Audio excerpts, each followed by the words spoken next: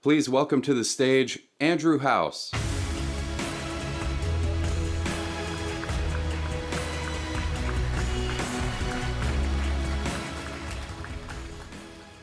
Good afternoon, everyone. 3.5 years ago, on a stage much like this, we presented our vision for the future of gaming and interactive entertainment. Our belief then, which continues to animate our efforts today, was how to make access to content and experiences vastly more simplified and streamlined. Our desire was and is to demonstrate the ways the living room would no longer be the center of the PlayStation ecosystem, the gamer would. Our success would rely not only on a package of next-generation technologies, but on reconceptualizing how the game consumer would want to play today, tomorrow, and in the future. PS4 was founded on the conviction of giving gamers the multi-dimensional and transformative play experiences they expect and deserve. Long-term partnerships with the best developers, a console with user experience at the core, a network that is faster, more social, more personalized, and brings entertainment to life like never before. With more than 40 million units sold worldwide, we are honored at the success the platform has achieved. However, we know there are still a large number of gamers waiting to join the PlayStation 4 family. That is why we will introduce a PS4 system that is slimmer, lighter, and more energy efficient. The new model, which is the standard PS4 moving forward, will appeal to a wider audience who are looking to buy the best interactive entertainment system for their home. Despite the sleek design, the new model packs all the same powerful components that have made PS4 the best place to play. With the new PS4 model, you can immediately enjoy exclusive entertainment experiences such as Uncharted 4 and PlayStation Vue, our cloud-based TV service. And the holiday season is just around the corner, with PlayStation VR launching next month, as well as an amazing lineup of PS4 games, including The Last Guardian, Call of Duty Infinite Warfare, and Watch Dogs 2.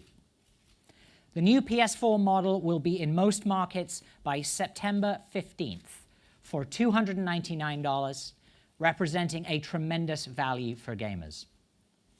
For those who have yet to join the PS4 community, there's never been a better time. PS4 games continue to deliver new experiences that redefine interactive entertainment, and developers are just hitting their stride, pushing the graphics, narrative, and gameplay farther on PS4 than ever before. PlayStation 4 has indeed been the grand canvas that we hoped it could be, supporting a tremendous variety of titles from AAA to smaller digital games, all tied together with the PlayStation Network and our unique approach to social play. We have returned to the combination of creative breadth and commercial success that made the early years of PlayStation so distinctive. It was always our intention to design the PlayStation 4 as a platform to stimulate and fuel future evolution. This vision of the future and the architecture that would enable it was designed into the product from the very beginning. However, we realize that for the very highly discriminating gamer, there is always a desire for advancement, and they want it in this generation. As technology continues to evolve, bringing with it new ways to realize the aspirations of the gaming community, we're adjusting and accelerating our innovation cadence.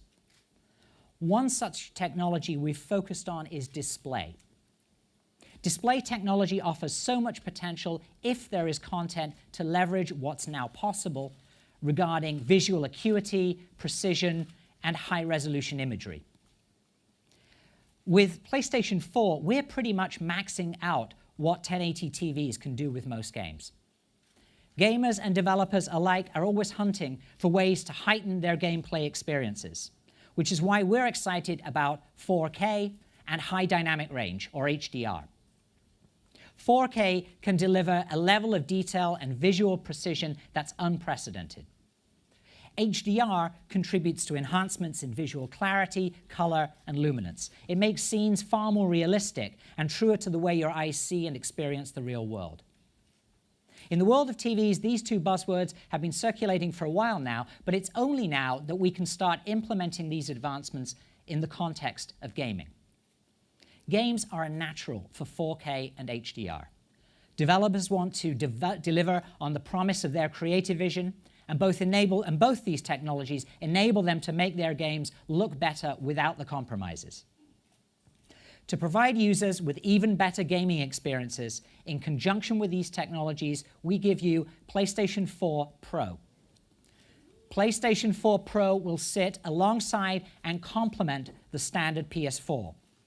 We named it PS4 Pro to symbolize that it is part of this generation and targeted to the hardcore gamer or those who have invested in advanced display technology. At launch, PS4 Pro will become the #1 provider of high-resolution and HDR content. We will instantly have hundreds of hours of high-quality gaming experiences available in these exciting formats where you can truly see the difference.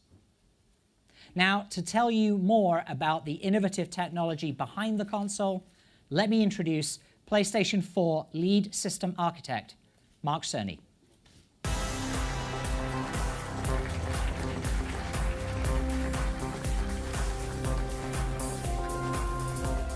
Thank you, Andy. When designing PlayStation 4, we had a vision of what gaming could become and created the necessary hardware to support it. We wanted a breadth of titles from AAA to indie, and so we made sure that PS4 was easy for developers to use. We believed in creating a frictionless experience for the gamer, and so we made sure to equip PS4 with a hard drive to shorten load times, as well as the required support for suspending and quickly resuming games and playing as you download them. With that hardware as a foundation, we were able to realize our vision. And as a result, a vibrant gaming community has grown around the console. PS4 Pro is not intended to blur the lines between console generations. Instead, the vision is to take the PS4 experience to extraordinary new levels. First and foremost, our goal is to deliver high-fidelity graphical experiences. With that in mind, we more than doubled the power of the GPU and adopted many new features from the AMD Polaris architecture, as well as several even beyond it. A number of hardware innovations support efficient rendering for 4K displays, allowing titles on PS4 Pro to reach resolutions not thought to be possible on console in 2016. For those gamers and developers who put a premium on achieving the smoothest frame rate possible, we're boosting the clock rate of the CPU. We understand that continuity of experience is important to the PlayStation community. Existing games will play as you're accustomed to on PS4 Pro, and we're providing a number of mechanisms for easily transferring your game library and entitlements from the standard model to the new console. We're also equipping PS4 Pro with a 1 terabyte hard drive to ensure that you'll have plenty of space for new experiences. The result of all these improvements is a console that provides unparalleled experiences for the 4K TV owner and truly excellent enhancements for those using HD TVs as well. We'll give you a detailed look at those aspects of PS4 Pro today, as well as show how transformative high dynamic range is for gaming content and what the new console offers for VR. 4K TV sets deliver an unprecedented level of detail. Today, we have as an industry been supporting 720p and 1080p HD TVs with 1 or 2 million pixels. 4K TVs provide a staggering 8 million pixels of display resolution. The achievable visual depth and detail are extraordinary. Brute force rendering techniques can, of course, be used to support these displays, but they have unfortunate consequences for console cost and form factor. So with PS4 Pro, our strategy has instead been to foster streamlined rendering techniques that can take advantage of custom hardware. When coupled with best-of-breed temporal and spatial anti-aliasing algorithms, the results can be astonishing. The titles I'm about to show you are impressively close to realizing the complete potential of 4K displays. These scenes were recorded in real time from PS Pro hardware and are playing back in the theater on a 4K projector. For those of you watching this from home, after the show, we'll be making the footage available in 4K on video on demand so that you'll be able to better appreciate the quality of the imagery we are showing today. These first images are from Marvel's Spider-Man game, developed by Insomniac and announced at E3 this year. The detail of the city is incredible. Minute features such as the pedestrians in the distance would just be blurs on an HD TV set, but here they are crisp characters. As for Spider-Man himself, the texture of the suit is breathtakingly clear in a way that it could never have been before.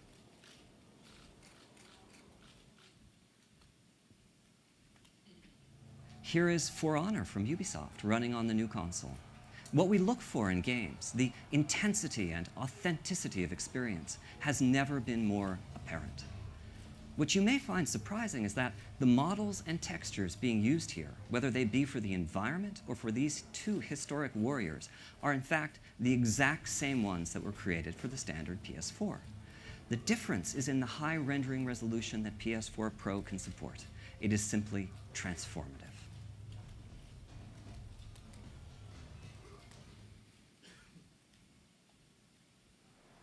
Long vistas and high-resolution geometry, as seen here in Deus Ex: Mankind Divided from Eidos, also highlight the power of the console and capabilities of 4K displays. The extreme level of detail visible in the game environments and characters, such as augmented hero Adam Jensen, brings a greater intensity and welcome new reality to the experience.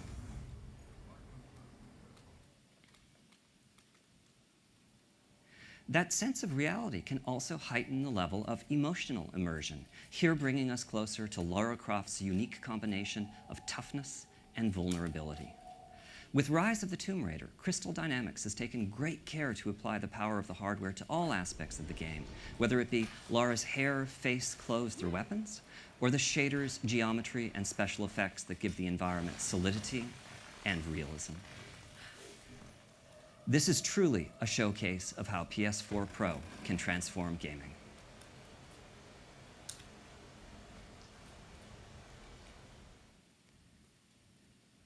Next up are some scenes from Watch Dogs 2. I'll just let them speak for themselves.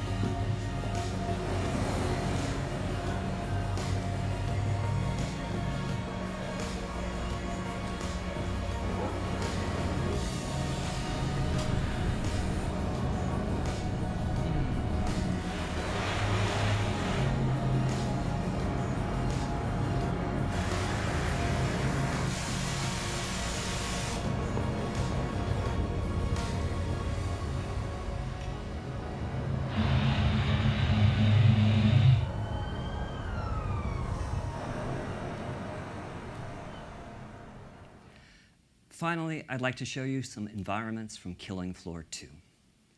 We know that diversity of gaming experiences is key to the appeal of PlayStation.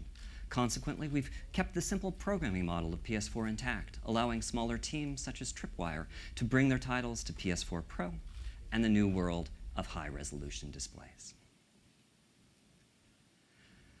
High dynamic range, or HDR for short, is without a doubt the most exciting advance in TV technology in the last decade. The world in which we live has an enormous range of luminosity, from dark nights to brilliant skies. Human vision has evolved to make the most of it, as well as to perceive a very broad range of colors. Unfortunately, the display devices that almost all of us use today, I'll just call them conventional TVs, fail pretty dramatically at representing this range of luminosity, and also can display only a fraction of the colors that the eye can see. HDR TVs do much, much better. Now for me, the really exciting part of this is that although games need to use different algorithms when rendering for HDR displays, typically involving deeper MRTs and tweaked tone mapping, supporting HDR does not require radical increases in processing power like 4K does. It's mostly a matter of connecting an HDR-capable device, such as PS4 Pro, to an HDR-capable display. To give you a feeling for the HDR difference, here's a picture of a San Francisco sunset. This is actually being shown to you using HDR TVs, but we are restricting the image quality to roughly what a conventional display can represent. Looks pretty, doesn't it? But here it is instead, using the full power of HDR. The difference is amazing. HDR is very new technology. Standards are still in flux, and the game creators are definitely still figuring out how to best take advantage of the displays. We will not expect all developers to initially support HDR on PS4 Pro, but for those that do, well, let me just give you a glimpse or two.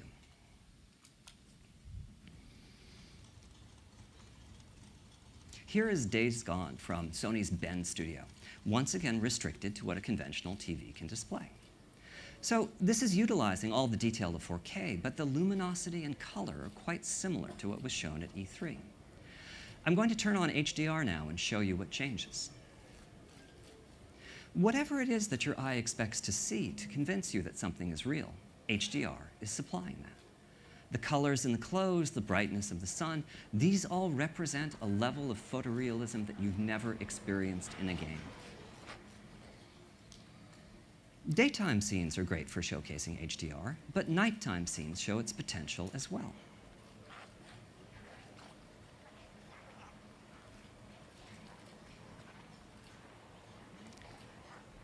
Here, the Freaker Horde has come out to feed. Luckily, crafting is a big part of Days Gone, and Deacon has managed to assemble a few Molotov cocktails.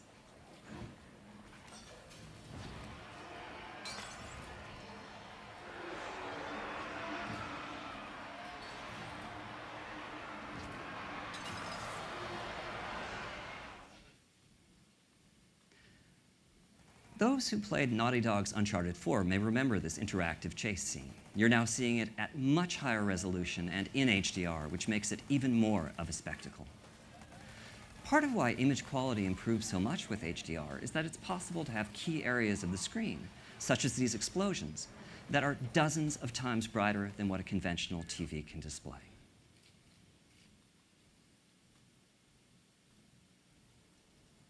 This is Fetch, the hero in Infamous Light from Sucker Punch.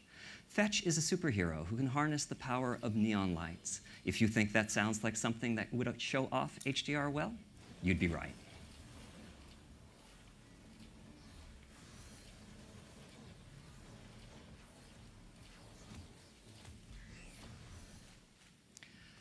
We believe that the potential of HDR is incredible.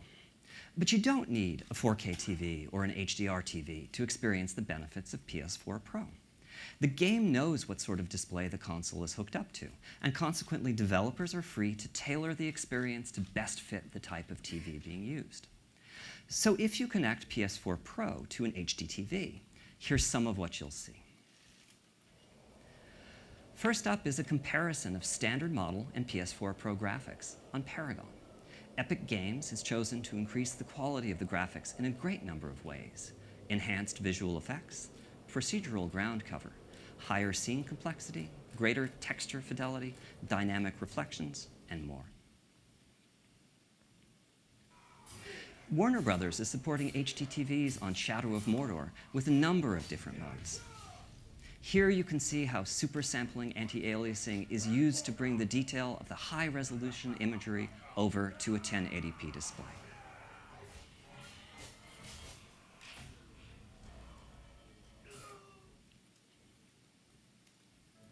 This is For Honor from Ubisoft again, this time playing on an HD TV.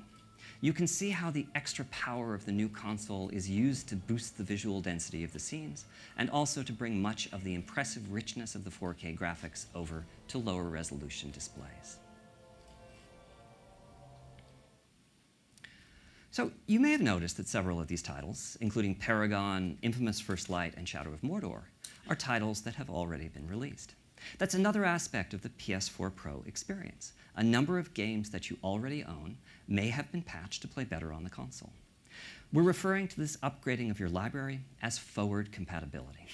Patches for over a half dozen first-party titles are in the works, as well as quite a few from our third-party partners. Finally, I'd like to show you how PS4 Pro works with the PSVR headset. We are very proud of the breakthrough experiences that the headset provides with the standard model. With PS4 Pro, the developers can choose to increase the crispness of the VR scenes, make special effects richer, or to offer higher frame rates, making your VR experiences even more immersive. For Farpoint, Impulse Gear chose to focus on the detail and reality of the scenes. They have roughly doubled the rendered pixel count from that of the standard model, allowing them to breathe further life into their virtual universe.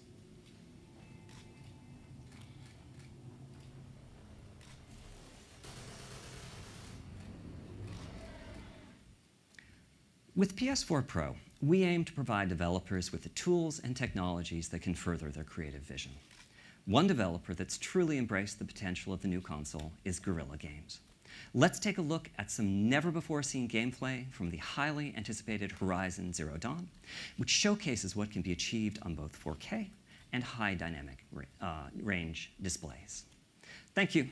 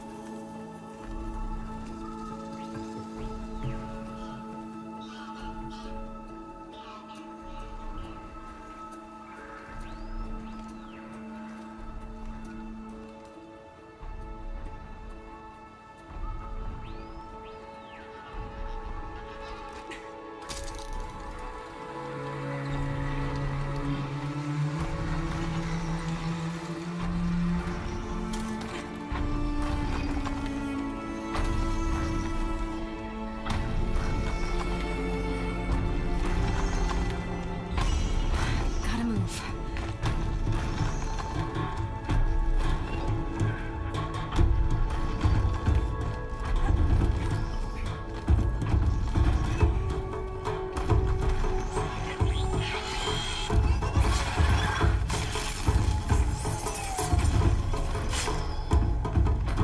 It's not gonna wait. Come on.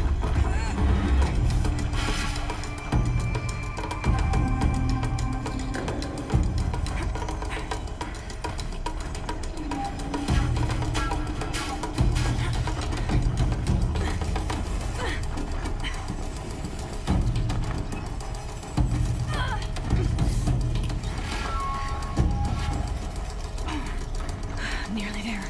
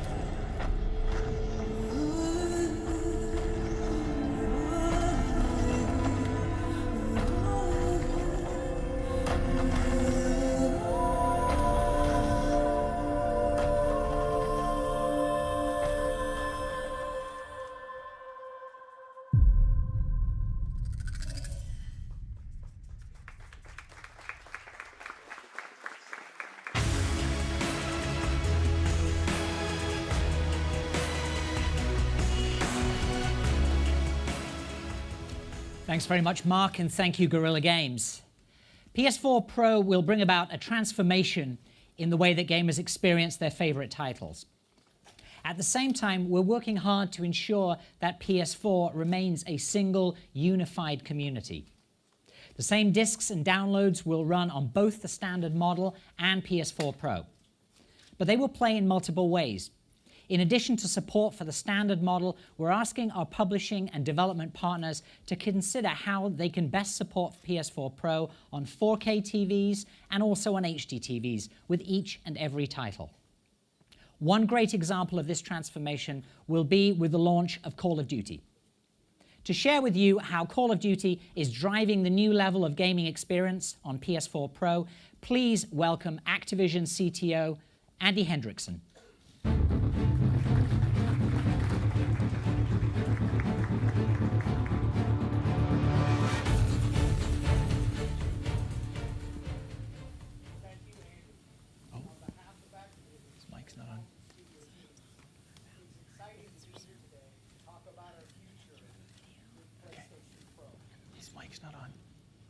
His mic's not on.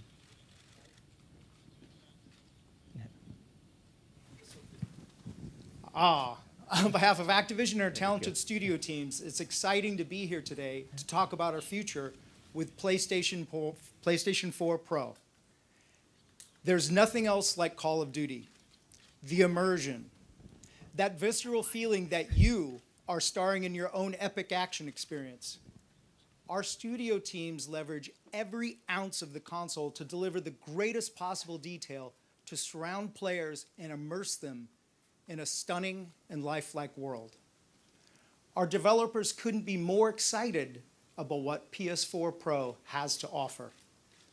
With its greater memory bandwidth and enhanced GPU, we can now deliver richer textures and 4K graphics on top of our trademark 60 frame a second gameplay.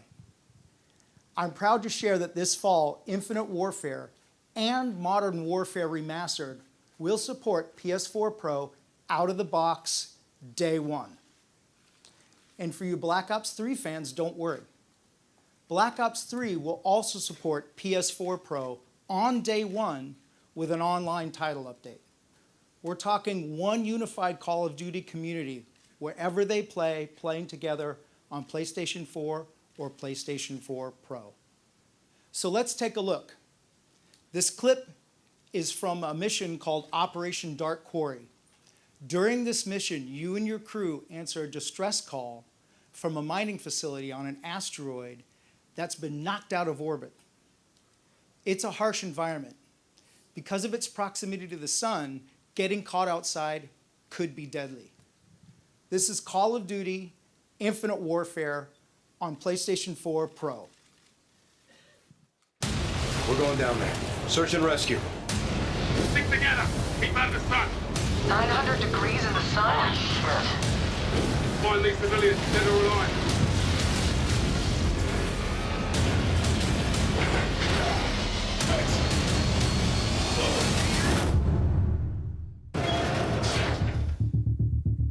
Looks like a quake hit or something. Take more than that to knock this place out of orbit. Everyone spread out. Let's see what we can find.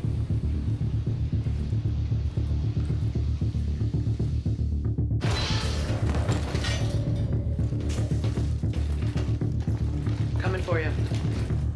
Worker drones. Oh, why are they moving like that?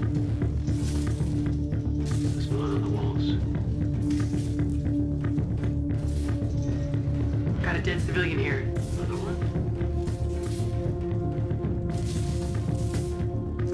Looks like his neck is broken.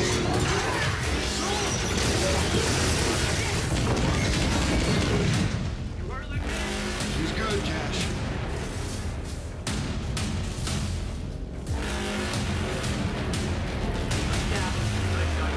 Drones must be tied to the power. Something live! Max, 12 o'clock! We can make it! Up there is, get eyes on this. I think we found our civvies. Check. Let's do it. Jason forces, stay clear! Get back or I'll shoot! I said get back! I got a visual.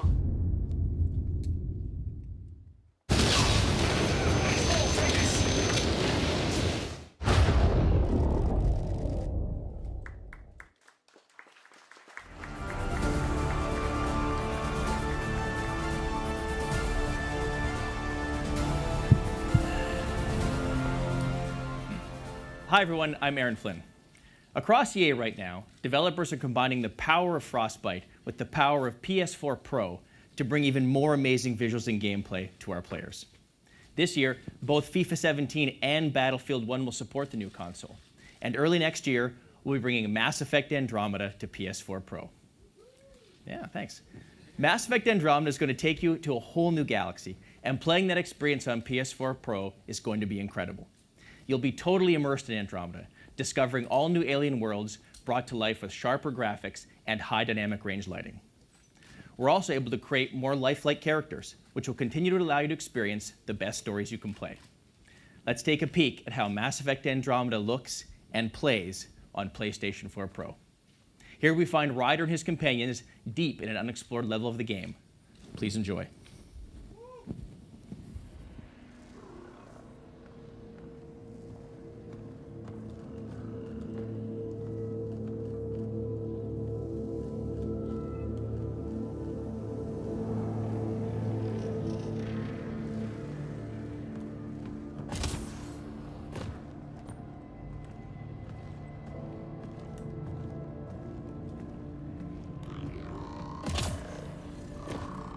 Another remnant right in our way. Watch your step, okay?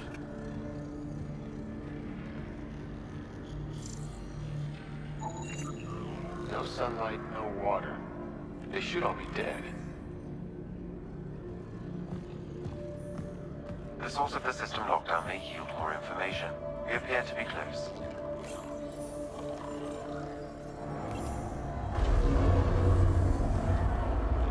It made a new path.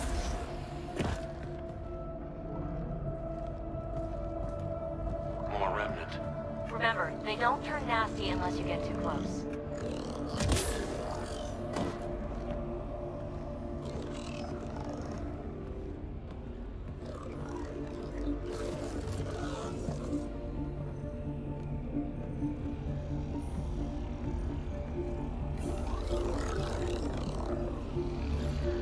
Will you look at that?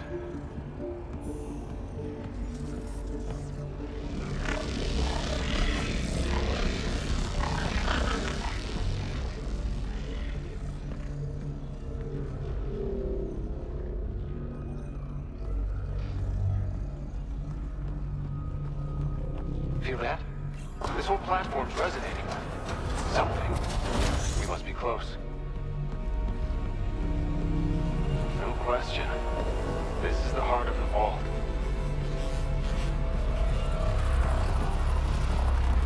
All conduits converge here, Pathfinder. That must be the lockdown console.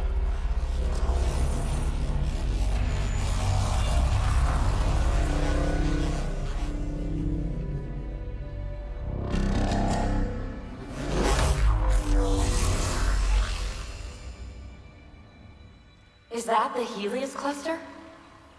Yeah, there we are. All these points could be vaults on other worlds. Dormant like this one. Hey, look there. The whole place is lighting up. Power readings are off the chart. Really off the chart. But if it's back online, we should be good.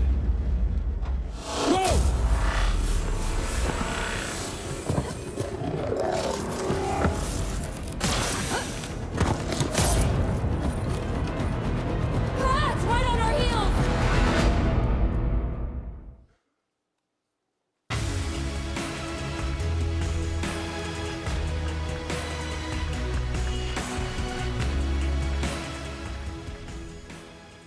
Thanks very much, Aaron. As you can see with the games shown today, PS4 Pro allows developers to push the fidelity as high as possible while retaining the best performance. For those who use their PS4 to watch movies, TV, or videos, PS4 Pro also has best-in-class 4K streaming services. We've had a long-standing relationship with Netflix, and that will not stop with PS4 Pro. I'm happy to announce that a new Netflix app will be available for PS4 Pro at launch, and by the end of the year, 600 hours of 4K content will be available on Netflix, including Narcos Season 2, which recently premiered, and Luke Cage, premiering September 30th. Both of these titles will support 4K and HDR. In addition, YouTube, which is already among the largest sources of 4K content anywhere, is developing an app for PS4 Pro that will support 4K content. We believe the potential of HDR is incredible and that it will transform gaming and entertainment in a manner that we haven't seen since the transition from standard to high-definition video. Which is why every PlayStation 4, back to the very first console sold in 2013, will be HDR capable via a firmware upgrade next week. Thank you. Higher dynamic range means more realism, more visual beauty, and the broadest spectrum of colors ever realized on a console. With the proper display, all 40 million PS4 users can join the HDR revolution. At PlayStation, we're clear in our mission to make the gamer the center of our universe. We're steadfast in our commitment to be the best place to play. And we believe this current PS4 game development cycle is just hitting its stride. Some of the best games are still yet to come. So please take a look. Farewell, my love, we'll be together soon. Take heed, sweet love, you'll never be alone. I'm watching from the heavens to keep you safe from harm.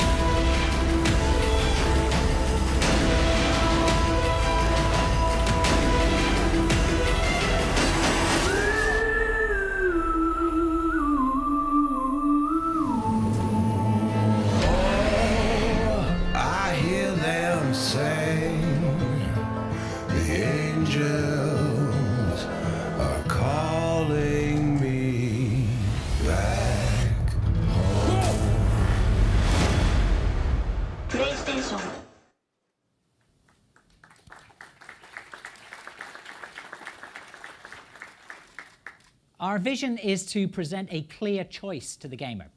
We want to deliver the best games to our current gamers. We want to invite new members to join our community. We want to offer an option for those that want to heighten their gaming experience. So tonight, it's my pleasure to introduce to you the new PlayStation 4 lineup.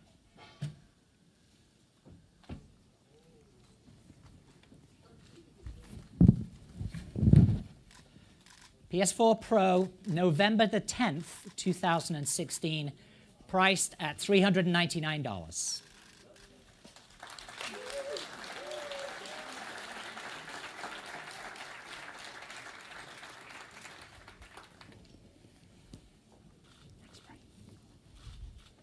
For both PS4 Pro and the new slimmer PS4, the value propositions are clear, and the choice ultimately remains with gamers. We invite you to experience PS4 Pro for yourselves next door after the show. Thank you, everyone, for your time and for joining us today. Thanks very much.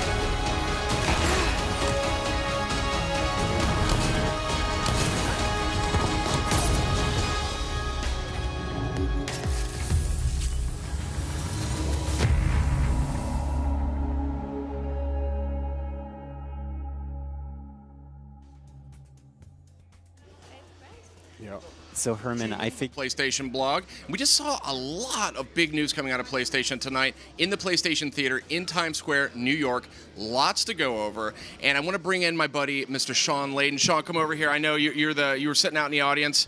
You took it all in here. So, Sean, you're chairman of Worldwide Studios. Yes, and proud to be so. I think what Yeah. we saw today was some great first-party content. I mean, Days Gone, I think it looked phenomenal. Outstanding. And Horizon coming out just in February next year. Looks like it's ready to go, but I'm sure there's still some more work to do on it. Yeah, I mean, a lot of news tonight. I mean, just there was, we obviously had the slimmer PS4. We got a first look at that. And then we get this PS4 Pro. And I mean, this is designed not only for 4K displays, but also HD TVs. I mean, there's benefits kind of no matter which way you slice it. Absolutely. I think the most exciting, pull quote from today's presentation for PS4 Pro anyway is November 10th, 2016. Yeah. That's in 2 months. Yes, that's right around the corner. Right around the corner, right in time for Christmas. I think we've managed to get the community together to support this exciting new standard, building it out for 4K resolution, building to support HDR. You saw the stuff on the screen today. And it was spectacular, yeah. and I think if I have any regret, it's that folks can't be here to see it in person because it really pops. It really pops. Now, speaking of popping, I did want to touch base on this HDR news that we got. Right. We got the news that every single PS4 going all the way back That's right. to 2013 is going to actually end up supporting HDR. We will have a firmware update, which will take every one of the 40+ million PS4s across the world, make them HDR ready, make them compatible. Of course, Slim will do that, the new form factor for PS4 and PS4 Pro. So right across the board, anything that has PS4 on it will support HDR. Now, one of the things, you're chairman of Worldwide Studios, so I think this is near and dear to your heart. When we were talking at E3, you were talking about how important kind of narrative is Yes. to developers and, Yes. and the developers at Worldwide Studios. Yeah. And I mean, when we talk about this sort of higher fidelity, the greater intensity, the Right. sort of heightened experience that you get out of like a PS4 Pro, the HDR, the high resolution. I mean, I can only think that contributes to all of that. Oh, sure. I mean, you talk about getting emotion into your story and into your mise-en-scene and showing people exactly what the feeling of your characters are. I think HDR brings that capability right across the board to everything you do. You saw it with Days Gone. You saw the reflection of the light against Deacon's face and how he's looking at that horde coming up against him. HDR is just one more. It's like taking your color palette from 64 crayons to 64 million. Yeah, it's fantastic. It's huge. We think it's going to be huge for the creators and for the medium. We couldn't be more excited. That's right. Now, we got a lot more for you actually here tonight. We're going to be talking to a lot of the folks that you saw out there on stage. We're going to learn more about the games that we saw. We're going to be learning more about Mass Effect Andromeda. That's one I know a lot of people. That was a surprise. That was a big Exciting, surprise. A lot of yeah. people on Twitter have been talking about one. I've been wondering about that one. We got a first glimpse at it. We're going to learn more. We're going to learn more. We're going to learn more about Days Gone. And this one's looking gorgeous. This one, these guys have really been working away, getting that HDR in line, getting high resolution. We're gonna be talking to a lot of guys. A lot of the folks that you saw up on stage tonight, we're gonna have them here. Oh, that's gonna be exciting. And we're also gonna hear. I think this will please you. We've got a couple panels lined up too.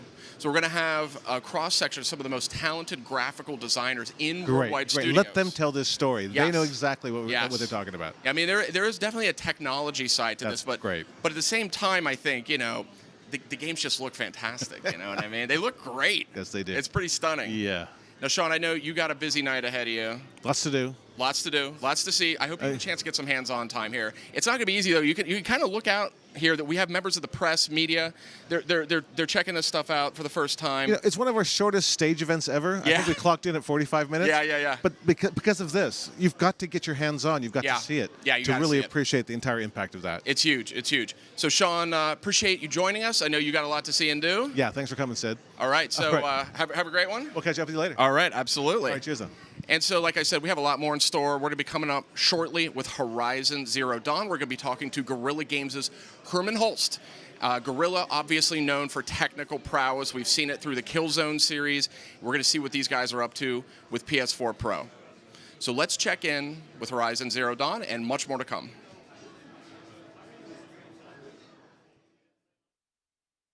Hey everyone, thank you so much. And Herman, hello from Guerrilla Games. Thank you so much for joining me. Thanks for having me. It's so nice to have you here. We, of course, I was just like kind of distractedly looking at Horizon Zero Dawn. As am I. So we were just talking about Horizon Zero Dawn as being shown on PlayStation 4 Pro. It is so exciting to be able to talk about this. What does PS4 Pro mean to not only you and your team as developers, but also for a game like Horizon Zero Dawn?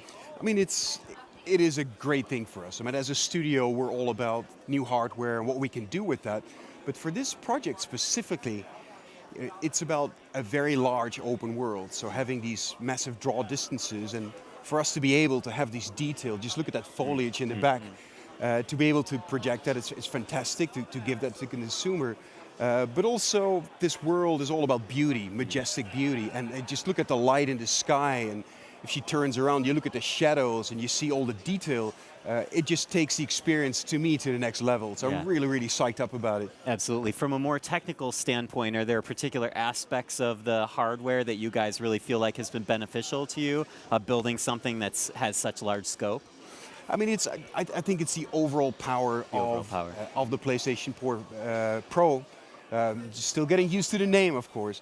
It's everything. It's both the 4K capability as well as the HDR that together, I think, makes up this fantastic image.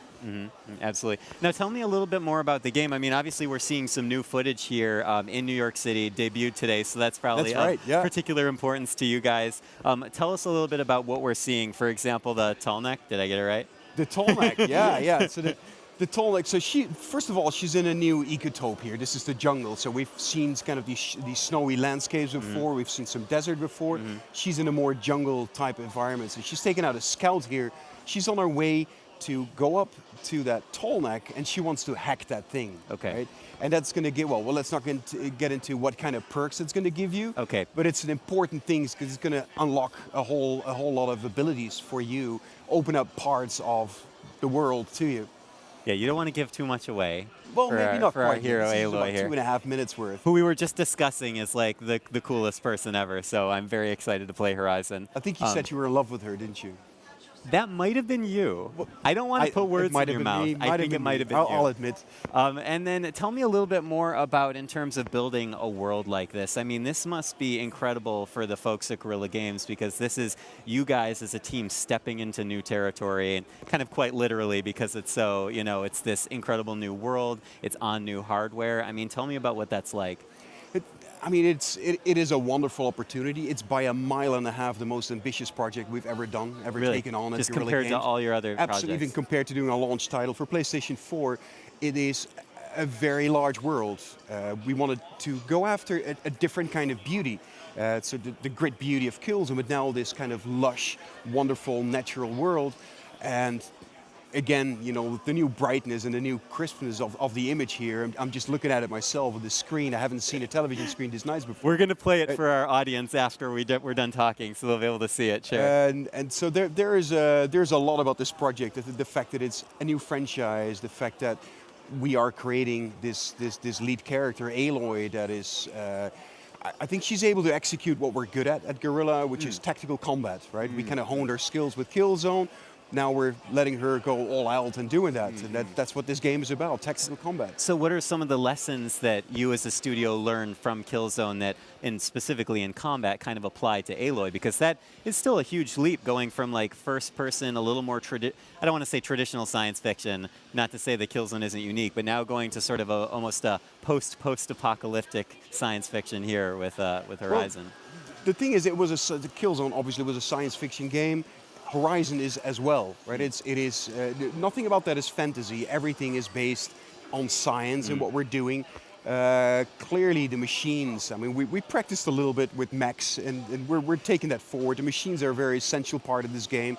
But then we started experimenting in the past, in the Killzone franchise, with some more open levels. We're taking it to a seamless, wide open world. There's a lot of things that we're kind of pushing in many different directions. You see the flying Glinthawks over there, just to add that little character to the world. The level of distance you get in the image is just incredible, by the way, on the running on Pro hardware. But yeah. So tell me a little bit more about the combat then, because Guerrilla Games prides itself on combat, kind of that deep tactical element. Absolutely. There's an element of kind of using your instinct and your senses, survey the landscape. That seems like it's very applicable here in Horizon. So you look at Aloy compared to these machines. I mean, she's clearly. She has the size difference is massive. She will be typically outgunned, so she will have to be very clever. So preparing for combat is very important. She's got her traps, she's got her tripwires, and then once she engages, it is. She's very fast, she's very agile. So we're building this whole game. You see the climbing mechanisms, the way she dodges. Everything is very fluid, and the combat is supposed to be very fluid. We make that a consistent goal for this project. So it is also important in the combat that she can actually evacuate and re-stealth. She should be able, when there are too many machines of different kinds in her vicinity after her, then she should be able to retract and reconsider. She's going to re-engage or maybe get out. So it's kind of like preparing, engaging, and then evacuating after if necessary. And I guess I don't even think about that a lot, is that there is a stealth component to Horizon. I mean, is that important for you guys as a studio to kind of have to balance out those moments of intensity with moments of quiet and planning? Absolutely. I mean, different players have been playing this game in a very different way. So some people really like to hide out in the tall grass and take just kind chill. Not like really. Maybe have chill a and drink. look around. You can do that too, right? But also maybe pick out the machines one by one instead of kind of engaging a whole, or have say a watcher alarm the rest of them. So you get in trouble and a lot of chaos. Some people just like that slower paced combat, and that's fine too. I mean, there's a ton of different ways to play this game, to engage, but also to build up your Aloy. And then how about in terms of the enemy design? Because that obviously plays a huge role in the combat as well. You're dealing with such... They're both familiar and unfamiliar at the same time. Like to me, they kind of course, they're reminiscent of like prehistoric creatures, but they have such an alien element too. I mean, how do you guys deal with designing something like that? So most of them are based on real-life animals. Yeah, and there's a purpose to that, because obviously when you see an animal, you expect a certain behavior.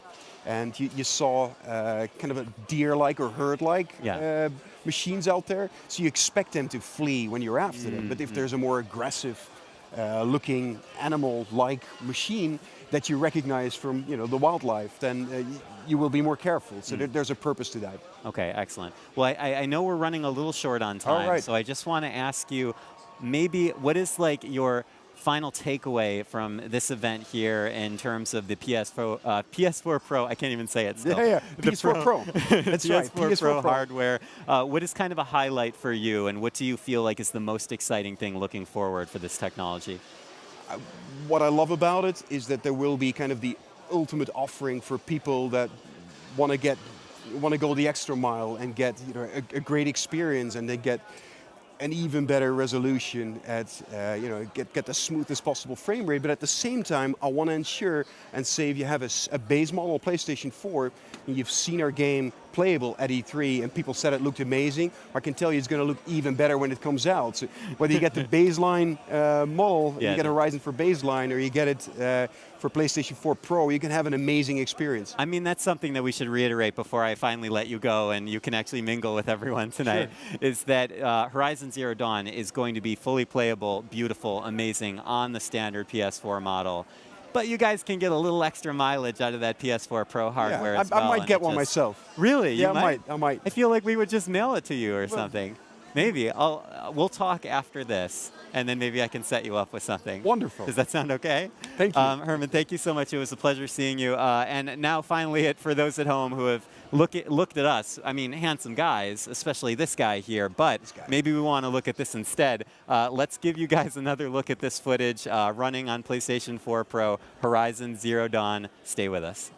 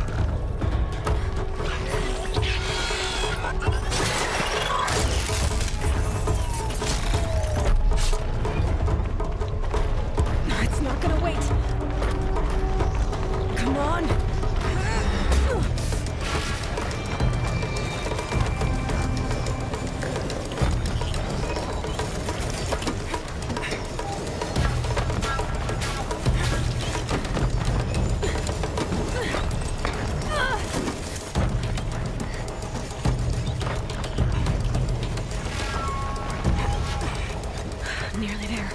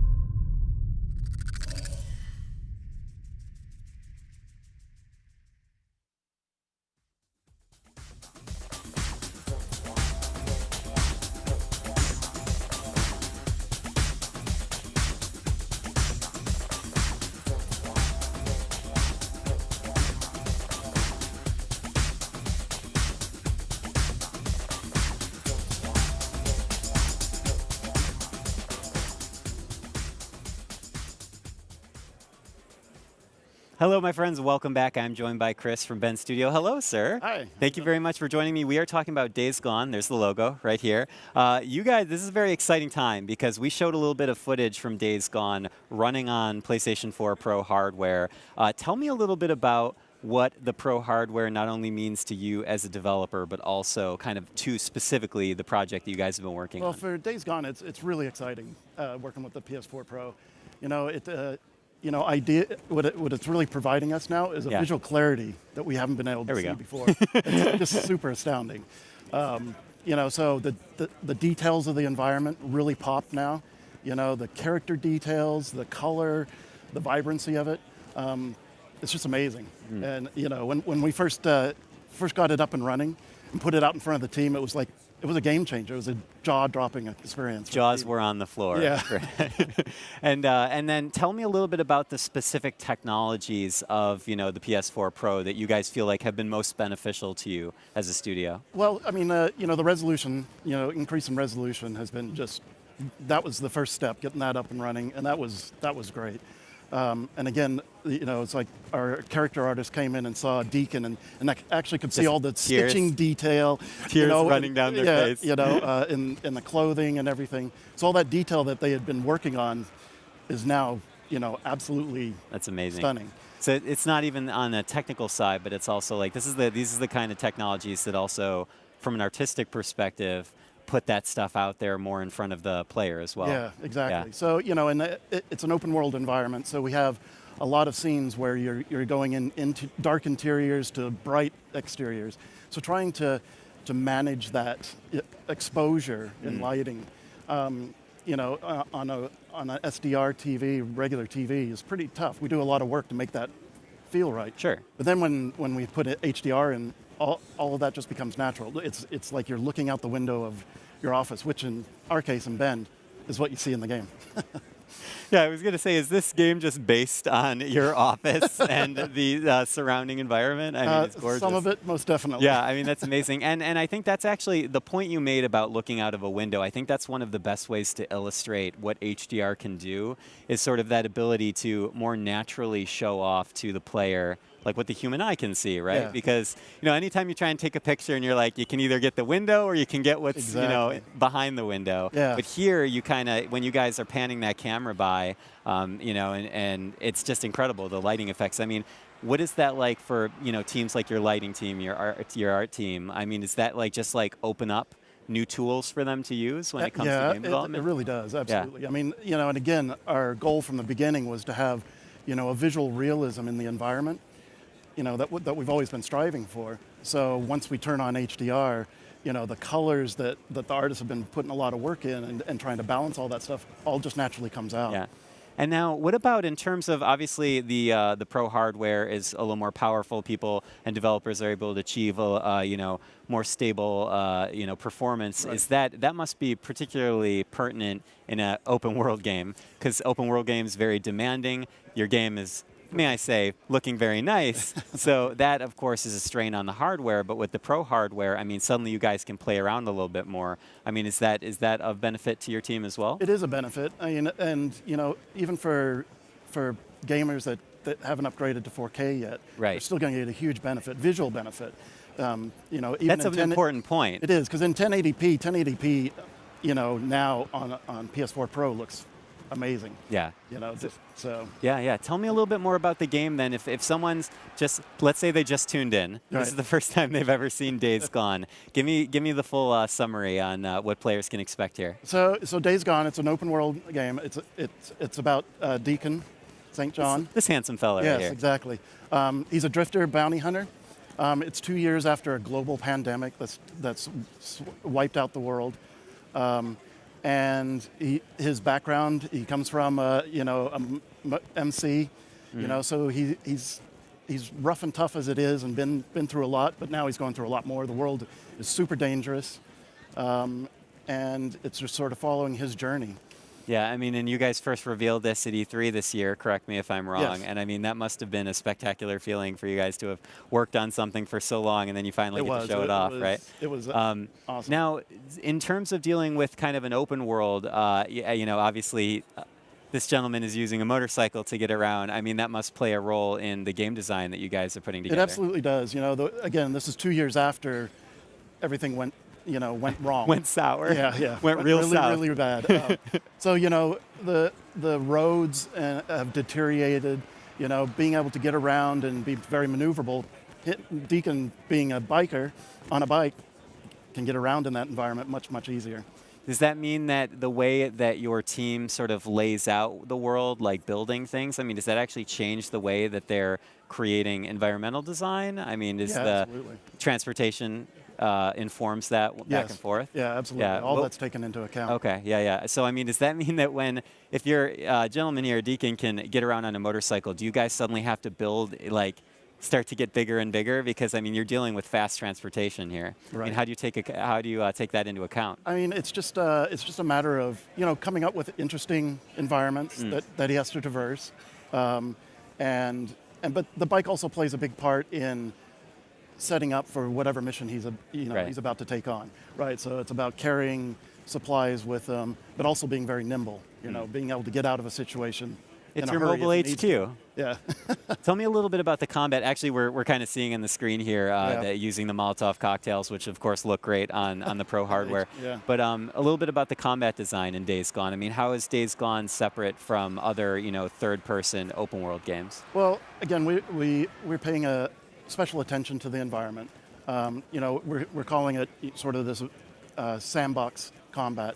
So it's really up to the player looking at the environment, seeing how he can take advantage of it, craft specific weapons based on what's around him, and bring those kind of weapons into the battle with them.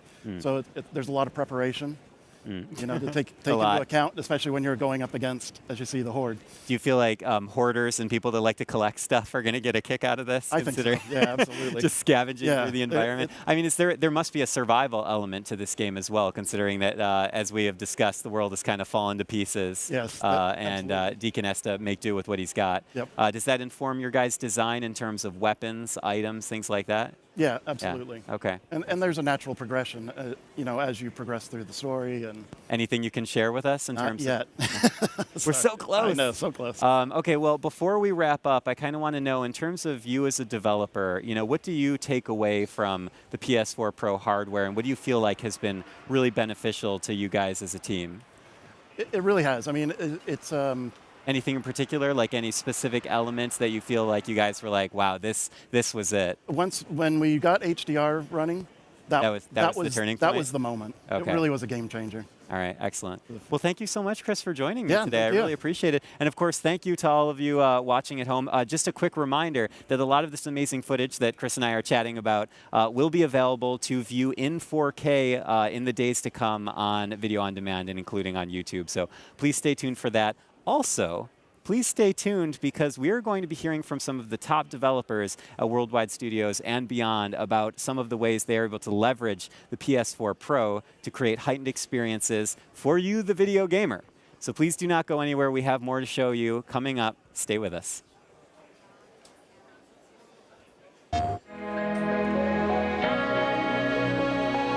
Mark, it's been almost 3 years since the launch of the PS4. What's the response been like from your perspective? PS4 has really been embraced by the development community, first and third party, and as a result, it's become an amazing generation for PlayStation. It's got the diversity of games that I love. I think that's really central to the PlayStation DNA. I mean, just in the past few months, I've been able to play The Witness, which is indie, Doom and Shadow of the Beast, which are a sort of remake, and AAA blockbuster games like Uncharted 4. So the hardware question becomes, how do we keep all of that going and innovate at the same time? Hence the sort of mid-cycle refresh that PS4 Pro represents. Yes, exactly. PS4 Pro is not the start of a new generation, nor is it a console that's going to blur the lines between generations. That's important because there's a certain cadence to game development. At the start of a generation, there's a lot of adjustment and learning as the developers dig into the tools and technologies that we provide them. That's great because it allows them to create entirely new types of games. But at the same time, there's a certain cost associated with that. PlayStation 4 Pro, arriving as it does mid-generation, means that our target is to take the whole PS4 experience to a new level, and to do so without the kind of disruption that moving to a new console generation would entail. You mentioned taking the PS4 experience to a new level, so tell me a little bit more about what you mean by that. So for game content, the new console is targeted primarily at higher fidelity graphics and smoother frame rates. And these are great areas for us to focus on because they don't alter the fundamental gameplay. The creator's vision is just represented in a richer fashion. What is the development community saying about PS4 Pro so far? Support's been great. The developers and publishers have been very quick to adopt the new platform. With PS4 Pro, for all new titles, we're asking the developers to support 4K with higher resolution graphics and the like, and also HD TVs through higher quality graphics. Is there a sort of risk associated with designing a console that taps into 4K and HDR, especially when there's not a lot of TVs out there that support those features right now? UHD 4K TV has definitely arrived. I believe that something like a third of the TV sets sold this year will be 4K TVs. HDR is definitely a bit further out there in terms of adoption, but it's great having the console out now because it means that the game experiences will be ready and waiting as HDR penetration increases. Having said that, you don't need to have a HDR TV to enjoy the benefits of PS4 Pro. The game experience is enhanced in any number of ways with an ordinary HD TV. Now, I should also say that all of this strategically dovetails very nicely with our initiative into VR. We're anticipating that the games will be much crisper and have more detail to the graphics on PS4 Pro. So Mark, how do you see the PS4 Pro and the standard PS4 fitting together? We're working very hard to ensure that PS4 remains a single, unified community. The games are playable on both consoles, of course. It's the same discs and downloads, the same online community. Most of the user experience is quite similar. The main difference is that with PS4 Pro, we're giving developers an opportunity to make their games more impactful and immersive. And I'm really looking forward to seeing how the developers take advantage of all of that.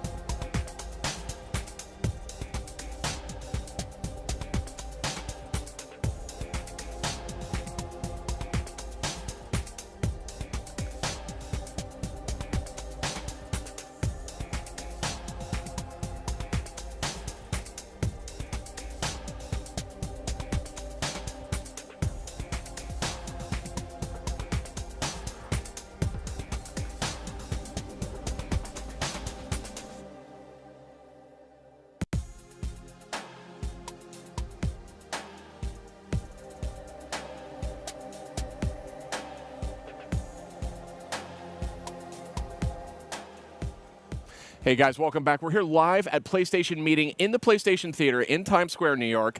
And I wanted to get a hold of really, honestly, what are some of the best graphics designers in the entire world and just sort of sit down and take a couple minutes to just kind of digest all this information we've been hearing, whether it's PlayStation 4 Pro, HDR, 4K. What does this all mean for the average gamer? So joining us, we have JB here from Guerrilla Games. Welcome, JB. Thank you. Great to have you. We've got the great Al Hastings from Insomniac Games.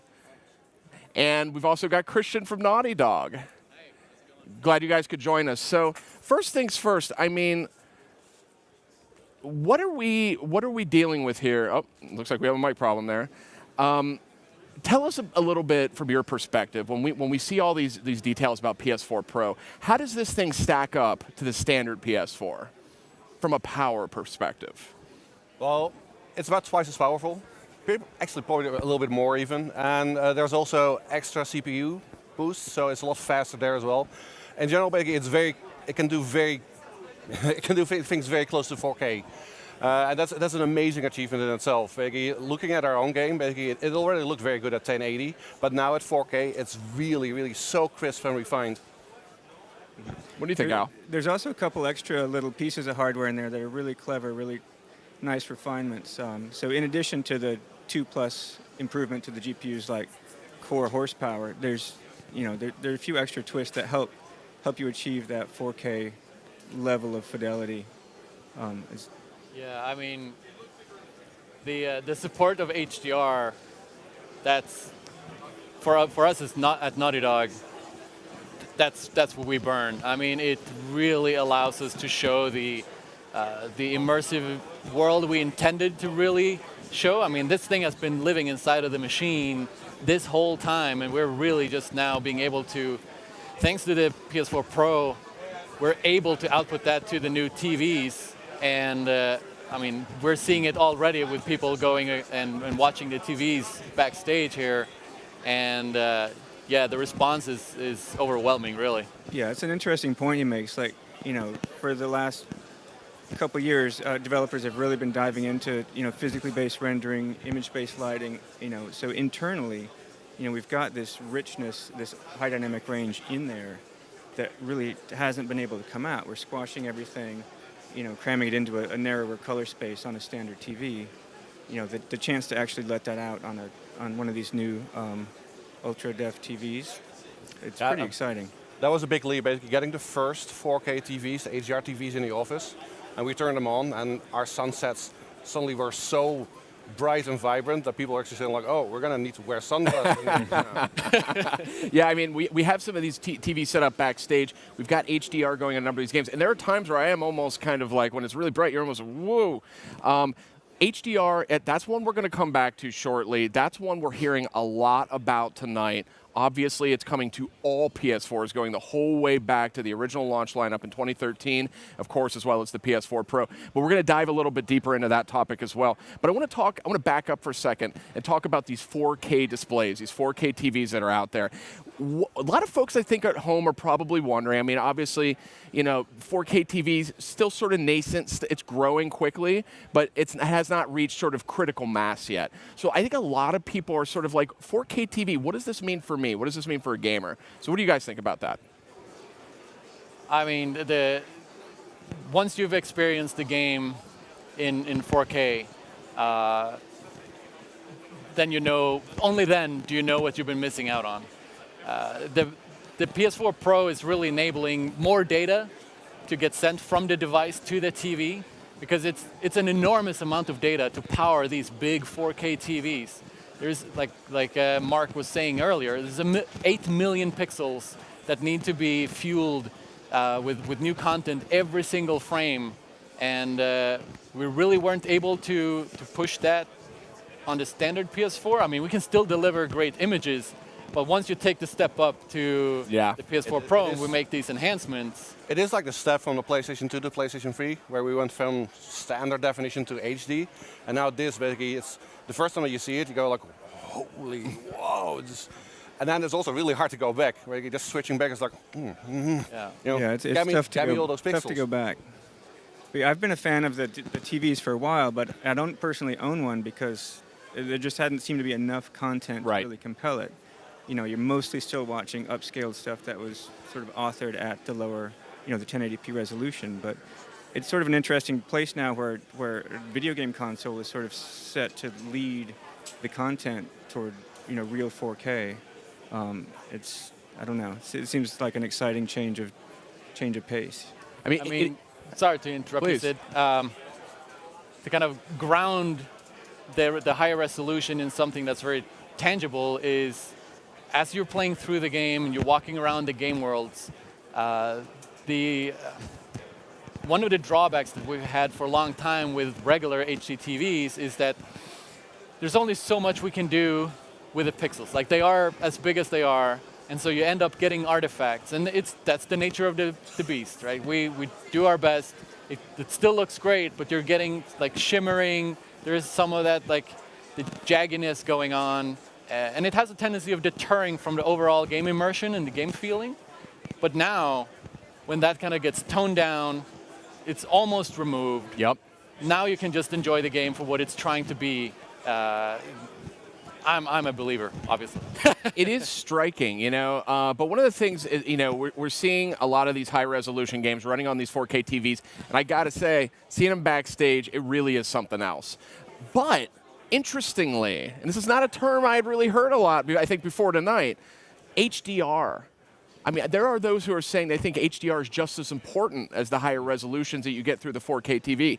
So, Al, I see you nodding your head there. Why is HDR something to get excited about? Well, so these new TVs can achieve a peak brightness that's sometimes more than 10 times what you could get in a more standard HD TV.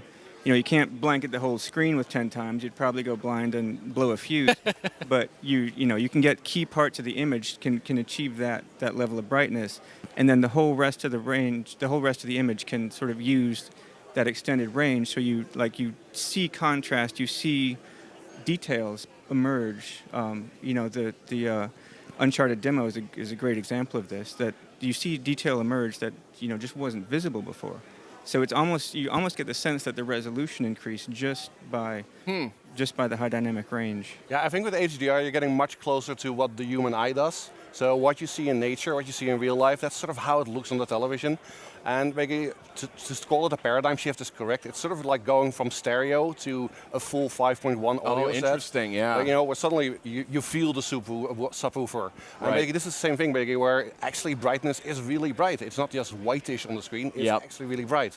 That's fascinating stuff. One thing to because HDR is such a new concept, well, it's not new, but for us, kind of like TVs and especially for gaming consoles to be able to output this kind of thing, is two things. One, it's not just the brights. We're also talking about the really dark areas in your scene now actually has more range. Like, we're able to show more of the dark colors. So you will see detail inside of the darks that you couldn't see before.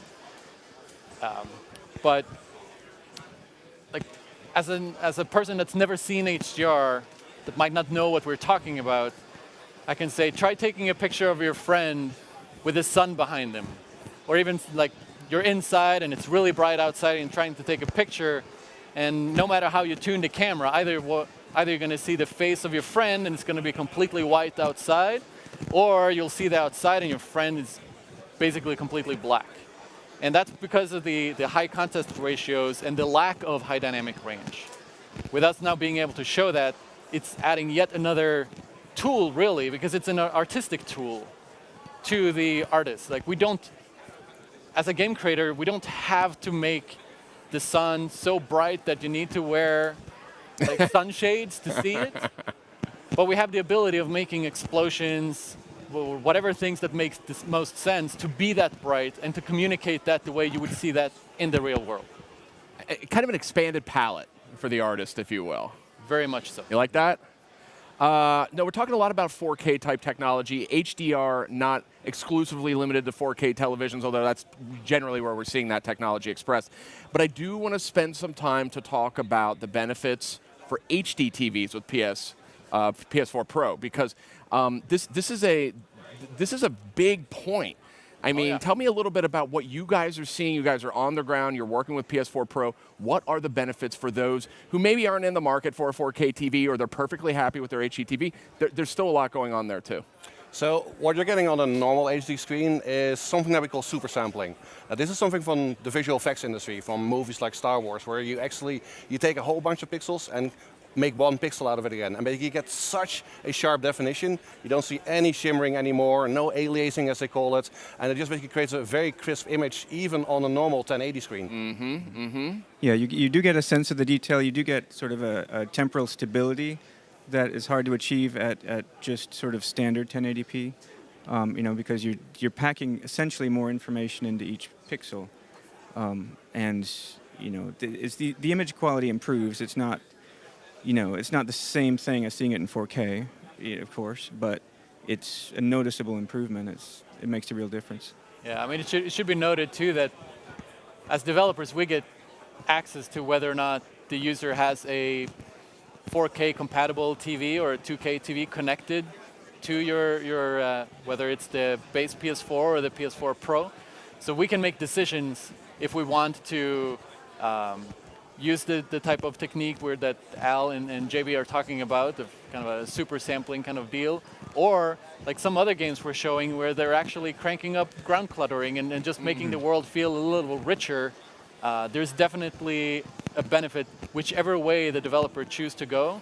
There's a benefit for regular HD TV users as well. And then there's also the option of a much more stable frame rate. Of course. So of course, no game is perfect, and you're gonna drop a frame here and there, unless of course you're Naughty Dog.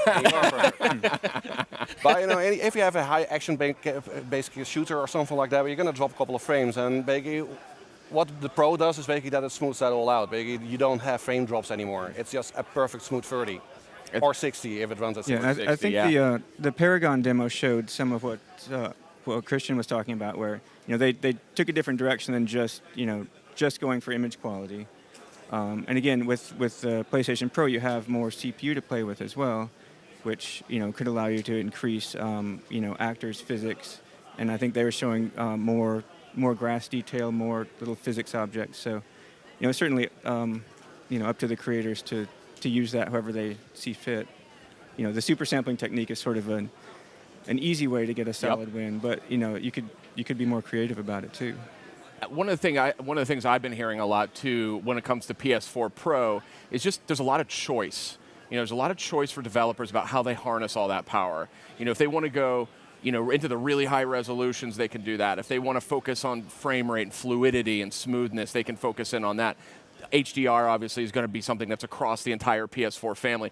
Richer visual detail as well is something that we're hearing. So really, it's kind of the choice is where it belongs in the hands of the actual developers versus having to be pigeonholed in one thing or another, Well, that is also for the player itself. He has that choice itself. Absolutely. He can choose to basically go 4K and buy a big television, or run it at 1080 at a very smooth frame rate. It's really about the choice. That's a good point. That's a really good point. Yeah. Well, one thing to note here is just comment on the frame rate is everyone is trying to be really cognizant that the game will not run faster, like higher frame rates, unless you're playing like a single player style of game. But if you're playing multiplayer games, it will be the same playing field for like base PS4 users, PS4 Pro users. You're still running the same frame rate. Yes, you're running at a higher resolution. You might be seeing it in HDR, but overall, it's a level playing field otherwise. We're not benefiting the PS4 Pro users and skewing the community. That's a good point.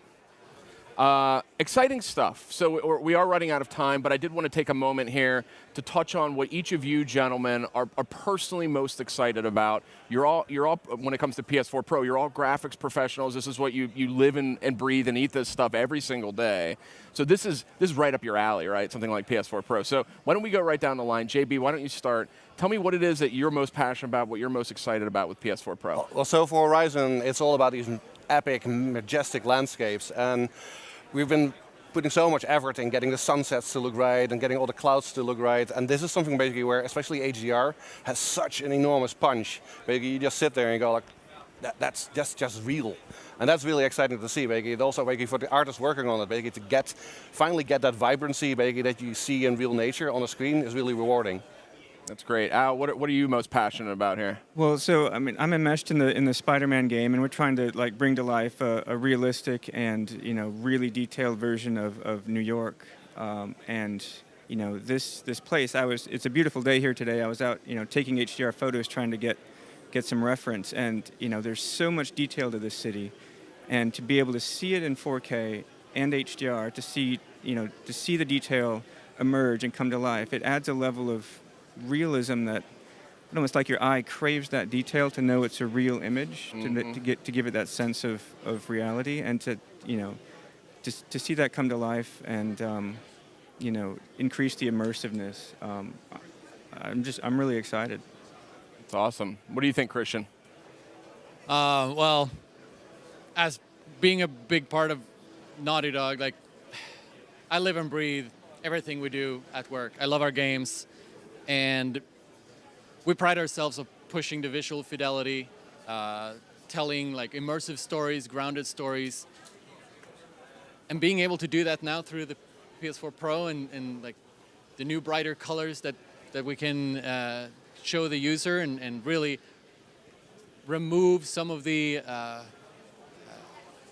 really improve on some of the detail that we're seeing backstage here. I mean, the future is really amazing, and the guys at work, me included, are really excited, especially about the HDR. It's a new avenue that hasn't been tapped into for many years. We've seen resolution changes. That obviously is making a big difference already, going from 2K up to 4K. But this is where games will really shine, no pun intended. Especially when they're that's a good one. Especially when you're really building them from the ground up for this new technology. I think that's what gets exciting. I mean, PS4 is not going anywhere. Standard PS4 is here to stay, but I think there's a lot of interesting opportunity with this new technology. Oh yeah, I mean, you look at the games back there, and many of the games we're seeing, some are being kind of modified to support 4K, HDR, but if you build with that in mind from the ground up, now I think you'll see some really spectacular things. It's exciting stuff, and guys, I really appreciate you joining us here on the PlayStation Livecast. So go back there. I hope you get a couple minutes to check out all the other stuff that's on store. And hey, we're here live at PlayStation Meeting. We've got a lot more. We're going to be diving into a lot more games. But before we do that, let's check in with an interview I had with Mr. Mark Cerny. He's the lead system architect on PS4 Pro.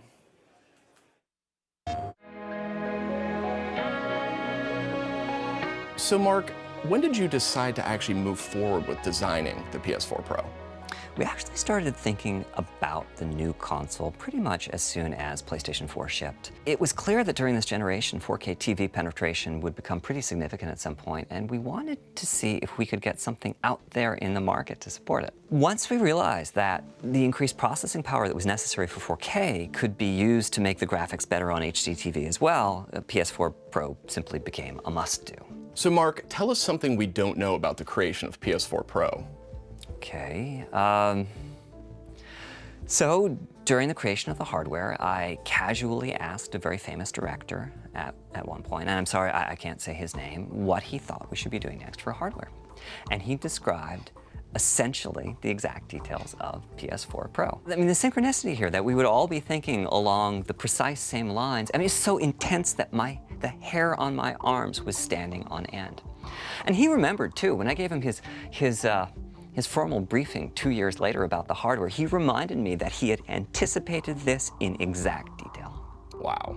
So Mark, alongside the PS4 Pro and the slimmer PS4, DualShock 4 is actually getting some new features as well. Tell me a little about those. So the new controller has a few welcome improvements. There's now a light bar on the touchpad that says which player is which for multiplayer. The really cool thing is that you can now directly connect the controller to the console and send the signals by USB, which when you're playing a fighting game and you want the absolute minimum latency, it's just heaven.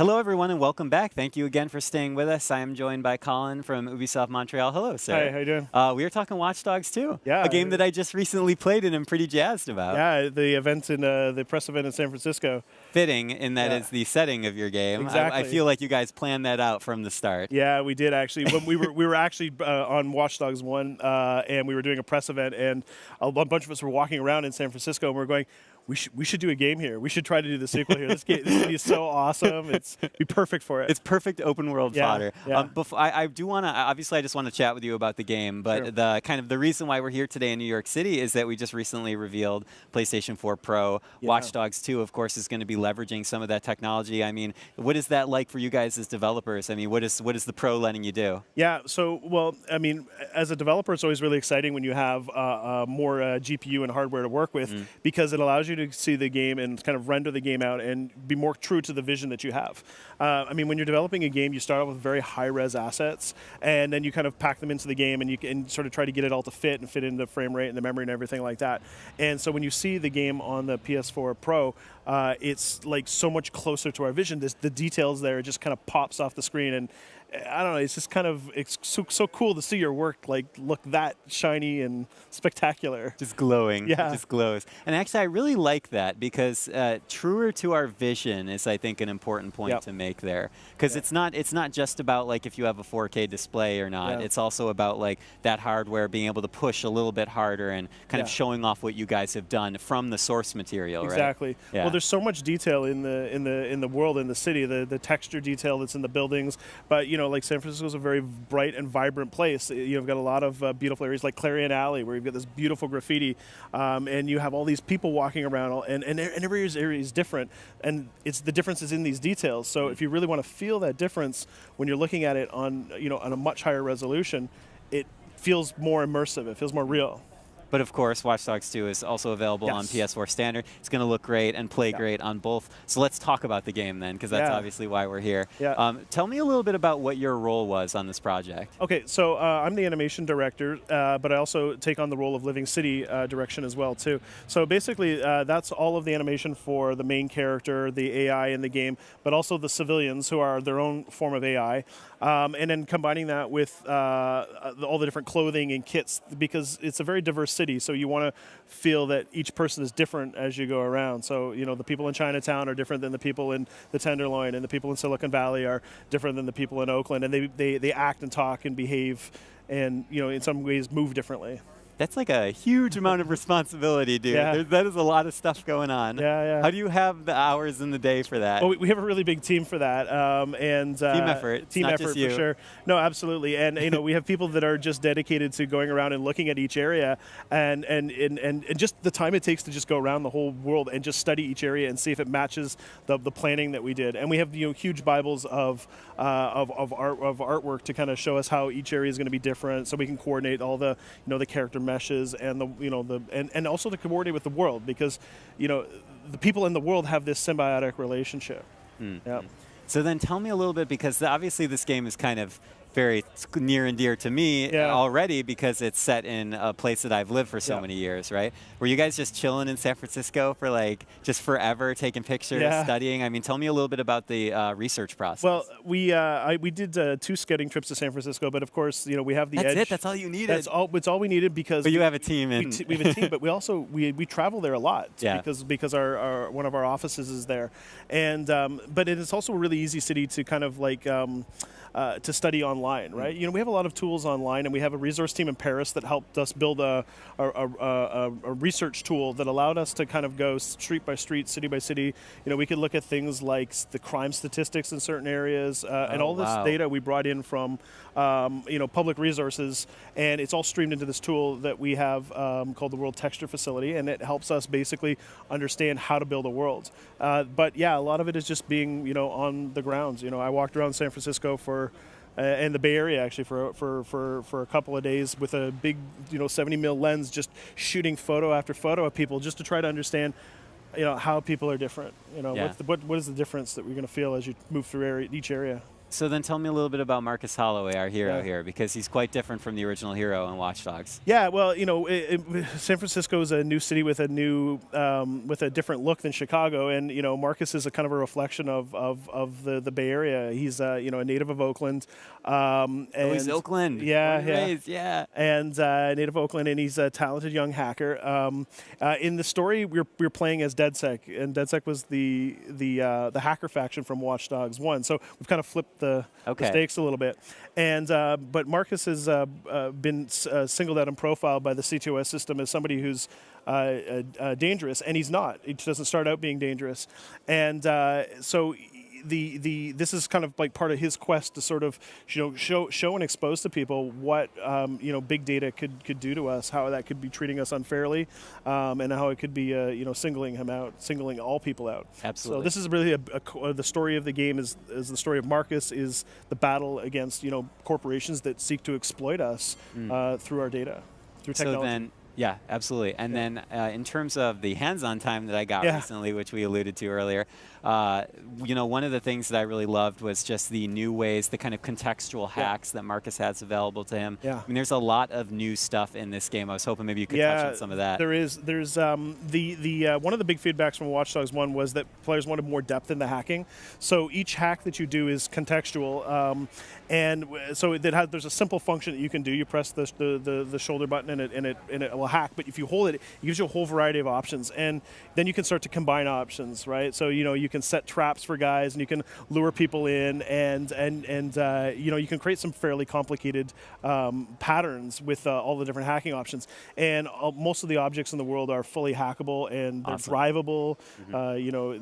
They're not binary. So this makes the game a little bit more complicated to play, but gives the player a lot more choices and freedom to play. So what's that like to balance that out then? So, I mean, you are enabling the player more access to the world, but in turn that means that, like you said, it's a little more complicated. Well, you have to build it in a very systemic way so that the audience, the players can basically do what they want. So you can't restrict them in any way. You have to say yes to everything. So in a way, we kind of have to just trust the player, but don't screw this up. Well, grab them by the lapel. Yeah, but then they will do things that we don't expect. Yeah. But that means that everybody's experience of Watch Dogs will be slightly different, right? So it's not a binary game. It doesn't play out the same way for everybody. I may go in and absolutely, destroy everybody in a layout and cause chaos and mayhem. You might go in and just sneak in with your drones and completely go in undetected, and any combination of the two things could happen. Yeah, so. Yeah. And then tell me a little about the alternative play styles, because that's one thing that I've, when I was talking to some of your colleagues about, I mean, the sort of difference between combat, stealth, like drone hacking. I mean, these are pretty different ways to approach one given situation, right? They are, and you have to design the levels in a way that allows the player to kind of play and have a good experience in any way they want to play. We have a saying that we don't want to work hard to say no to the player. We want to say yes to everything. So if you want to play like all guns shooting and use your IEDs and explosives and combine everything together, you can just kind of go in there and create a lot of chaos and mayhem. But if you have the drones and you have all of the objects in the world, and as you start to combine this together, you can play this either trickster approach where you kind of use your tools to take people out, or you can just go completely ghost. And it's kind of a challenge to play it that way because it's a little bit more. You got to think a little bit more, but also the tools allow you to play in a way where you're not always falling into combat. Sometimes in a stealth game, you're forced to go in, and as soon as you get spotted, you get shot. Well, you can play most of Watch Dogs without even, a lot of areas you can play without ever even entering the layout. You can do it all remotely through the drones, through the hackable objects, and there's just like an endless number of options that you can try. That is so rad. I love that. I'm just more and more pumped now. That was the whole purpose of this interview, by the way, is just to jazz me up for launch. So then tell me a little bit about the other thing that you guys were showing off recently was the bounty mode, which the is online a mode. Sort of both cooperative and competitive element to Watch Dogs 2. Maybe tell us a little bit about that. So the mode that you played was the bounty mode, but we also have seamless co-op, and we have the invasion mode as well. So those are the 3 modes. So the invasion mode is similar to, is pretty much the same as when in Watch Dogs 1. Where a player will invade your game space and will try to steal your data. Then we have the co-op mode, which you played with one of our demoists, and she probably saved your butt a bunch of times. Actually, we tried to go stealth, and it failed miserably, and I think I got her in a lot of trouble. But that's okay. We made it. She was prepared for that. She was. So that, but then co-op is a great way to sort of tackle a lot of the open world stories. But then you play bounty mode. So bounty mode is where one player basically has to survive against 4 other players, but you have the whole city at your disposal.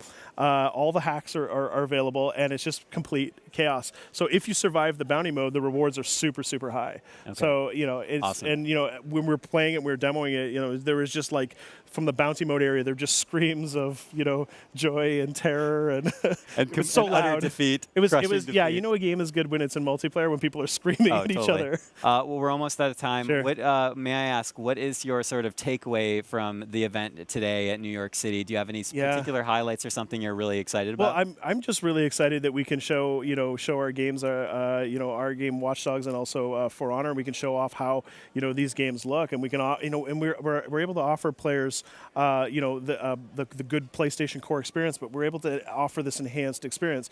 And I'm just really excited to play games that can look that good. Yeah. It's a little bit like, remember when the PS3 came out and it was in HD, and I remember people coming over to my house to watch me play because they couldn't believe how good it looked. And it felt like something. It felt like something. Yeah. It was an emotional experience in terms of seeing things that were so good looking. Yeah, absolutely.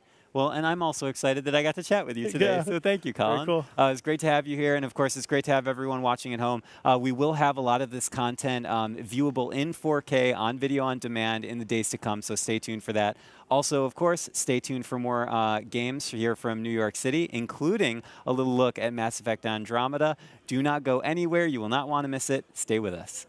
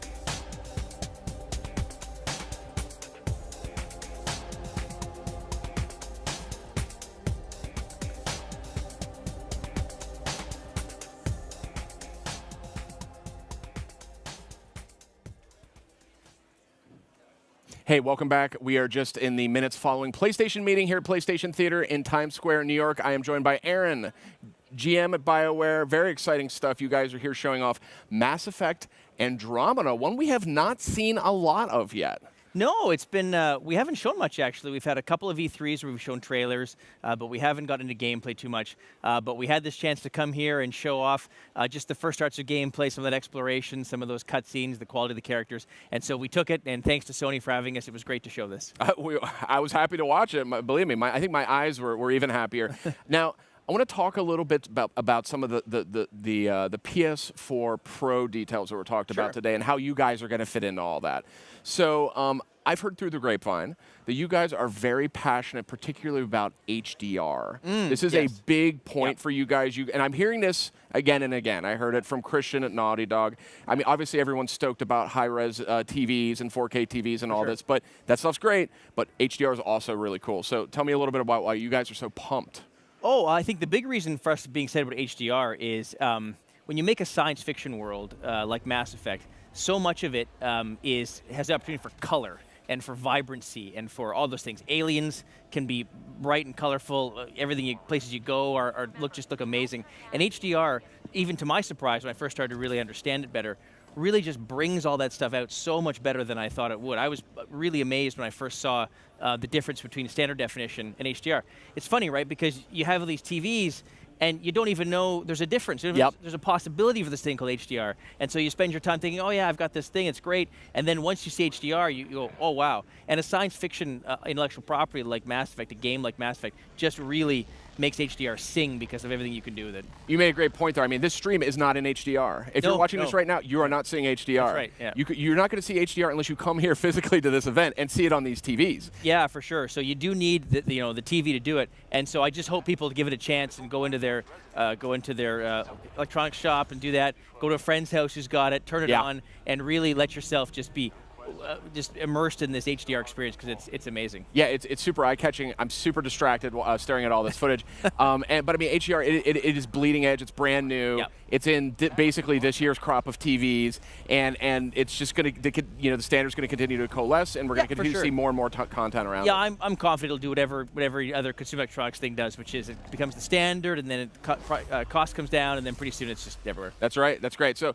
I can't let you off the hook. I got to ask you about what we're seeing here in terms of gameplay, though. Sure, yeah. This is the first time I've seen gameplay of Mass Effect Andromeda. Yeah. So we see some gameplay footage here. Can you give me the elevator pitch on kind of where Mass Effect Andromeda kind of picks up where the rest of the series left off? Sure. So Andromeda opens with you traveling to the Andromeda Galaxy, hence the name. And you and a lot of other humans have fled the Milky Way Galaxy to start a new home for humanity. And you've brought along other races have pitched in too, so you see your Asari, you see Krogan, you see those things, so all of them come along too. And then when you arrive, the story begins as you arrive, and now it's your job as the Pathfinder, in this case we saw our male Pathfinder Ryder, begin to start the process of building a new home for humanity. You've got to do exploration, you've got to take on quests, you've got to, of course it wouldn't be a Mass Effect game if there wasn't some sort of galactic level mystery you understand about when you arrive there. So you've got to figure that out. You've got to then work your way through that, and that forms the critical path of the storyline. What is this mystery? What are we going to do here in Andromeda? Will we ultimately succeed in starting a new home, or will we fail? And so that's the whole bones of the story. It's really cool, and it seems like it's kind of a clean break from what we saw with the other Mass Effect trilogy. Yeah, it's funny. When you look at all the hardware we have access to and everything, it just gave us a chance to tell a different story. A lot of the same things you know and love about Mass Effect are in there. N7 is there. You've got the same alien races you brought from the Milky Way species. So there's a lot of familiarity there, but it let us, by having that change to the Andromeda Galaxy, it let us go back and change some things that we really had been passionate about changing for some time and bring in new things. Jump is something that's new. Really interesting, yeah. And when you see that little flare on his back in HDR, it looks amazing. It just pops like that. It's great. You also brought in what appears to be some lush alien flowers and plant life, which is really cool. Yeah, we want to show people, give people a real sense of what it must be like to go to a new galaxy. Yeah. Everything's going to be new for you there, and so really the only familiar things are the things that humanity brought with them on these arcs, these giant ships that come in. So the story has a nice dichotomy between the familiar, which is what you brought, and then everything else is alien. And one of the things we talked about in Mass Effect in the early days was creating that sense of you are the alien, this idea that you have arrived somewhere, now you're the alien. And what must that be like? That's not something we're not as familiar with in our day-to-day lives, perhaps, certainly not at this scale. So what can we do, storytelling opportunities do we have to present that for people? So I hope it's going to really open people's eyes to what it must be like in those situations. So let's talk a little bit more about Ps4 Pro. Sure. And in terms of how the BioWare team is kind of taking advantage of this. So what's the broad philosophy there? Like how do you guys kind of break this down? Well, so we like anything with more horsepower in it. Sure. It's really nice to be in this industry where you can reliably count on new hardware at a certain cadence. But I give credit to Sony for coming out with this stuff on a slightly faster cadence than we might have expected, because I think it just gives us a lot of opportunity and give a lot of developers great opportunity too.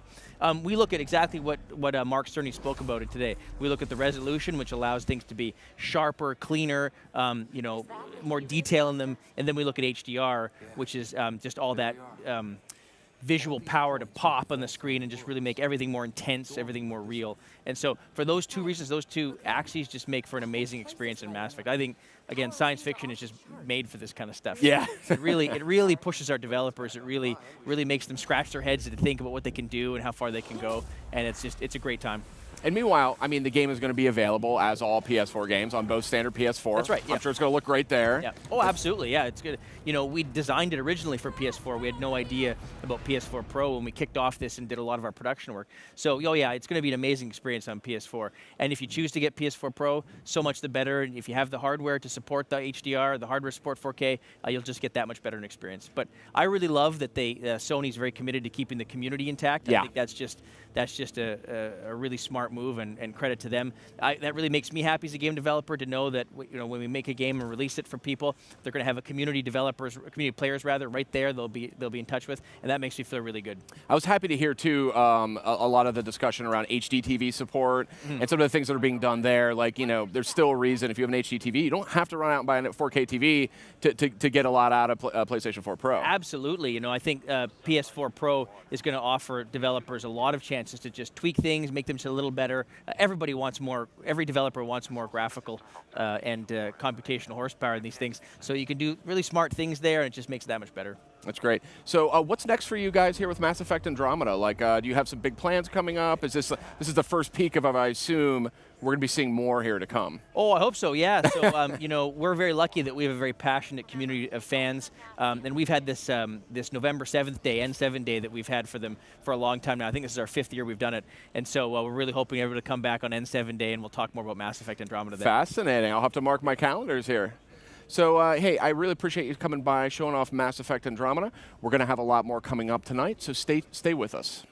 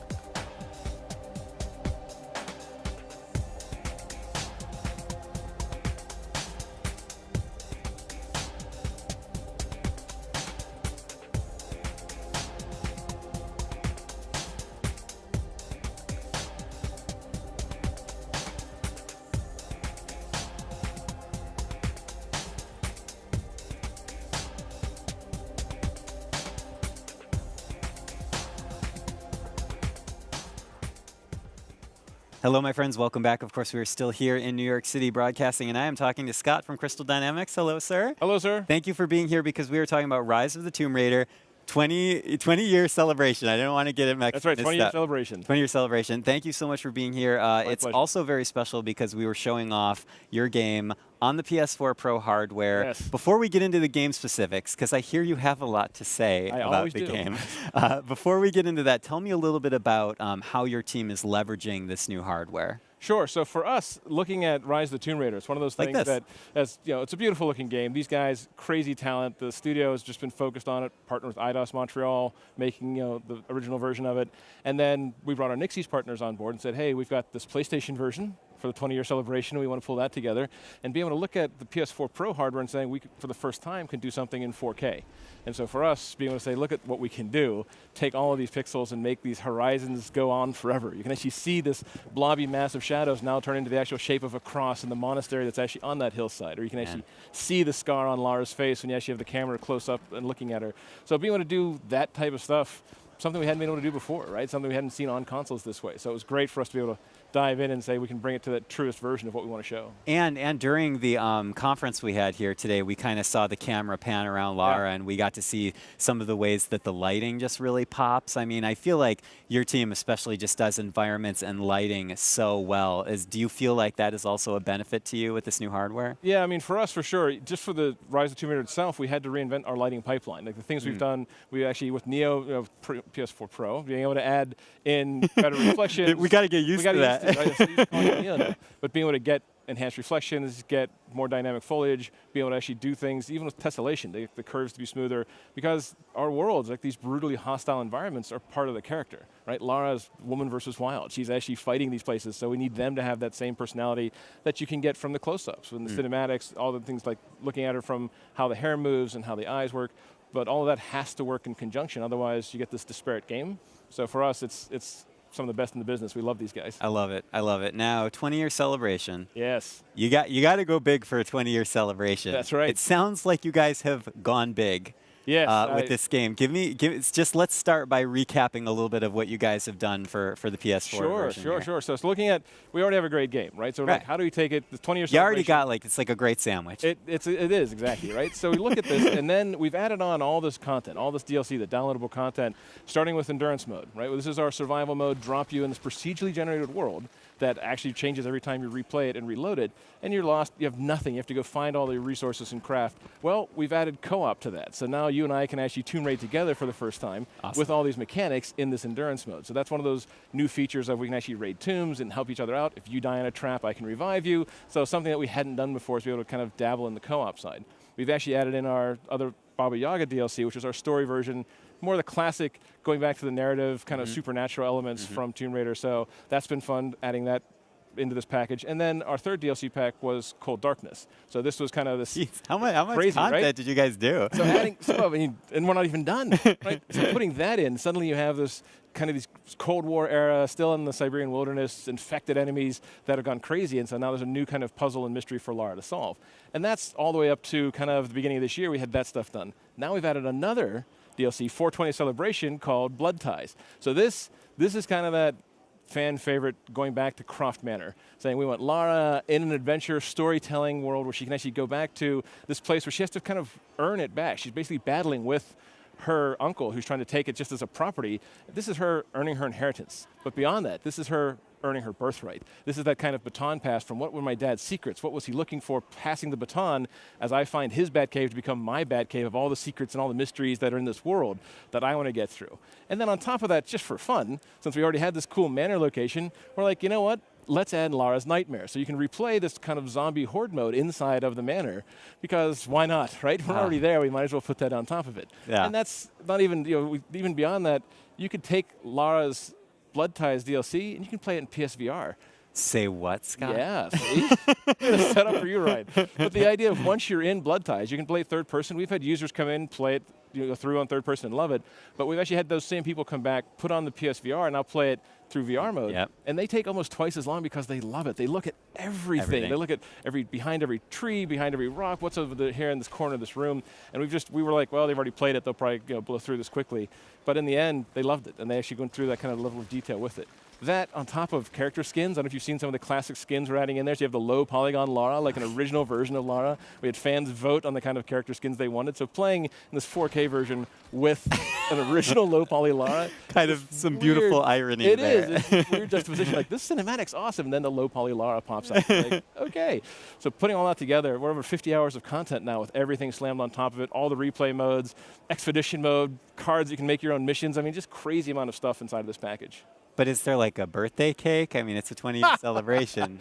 There's no official birthday cake. Okay, No, I'm so it sorry. does not come. It doesn't ship with a cake. Does not ship with a cake. Sorry. You know what? Maybe for the 30-year celebration. Sony has some TRC standards. We can't ship cake in a box. There's some store shelf life thing. You know, somehow it might not be safe for the consumer. May not be safe to consume. So then let's go back to the game, the basic experience, because as you were saying that you guys built on that. Yep. I mean, tell me a little bit about what it was like to return to Lara's story here in Rise of the Tomb Raider and do something that was such a critical success. Well, thank you for that. Yeah, certainly for us, this is the true sequel from our 2013 reboot of Lara Croft. So partner with Eidos Montreal, with Crystal Dynamics, together we've taken her story and extended that. This is the first kind of tomb raiding expedition Lara has been on.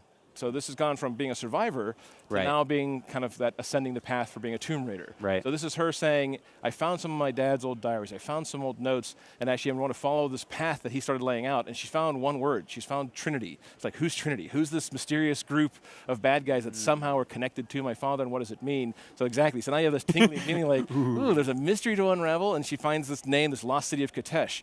Great kind of tapping into the Siberian wilderness and taking her into a completely different element than she'd been in before, right on Yamatai, the island, and Trapped, and Survivor. Now, this is the woman versus wild charging into this location and saying, I'm on a quest, I'm after the truth, I want to find this. So get to see her ascending along that path to becoming the Tomb Raider. That's amazing. And of course, I mean, an amazing looking game. Again, just both on the PS4 standard model and on Ps4 Pro, which I like to reiterate is that you'll be able to play the 20-year celebration on both consoles, and it's going to look amazing. It all comes in the one box. Tell me just a little bit, give me just a little bit of insight before we start to wrap up about your team in terms of the art, technical, engineering. I mean, how do all these teams kind of mesh together to create something that just seems so crisp and beautiful? Well, thank you for that. You're welcome. One of the things, like a philosophy for us as the studios, right? The screen doesn't lie. Yeah. So we all look at it. If it's great on the sticks, it's great on the screen, then it's real. And so we constantly push ourselves. We did it with Definitive Edition when we actually had done that for our first kind of entry into PS4, and then looking at PS Pro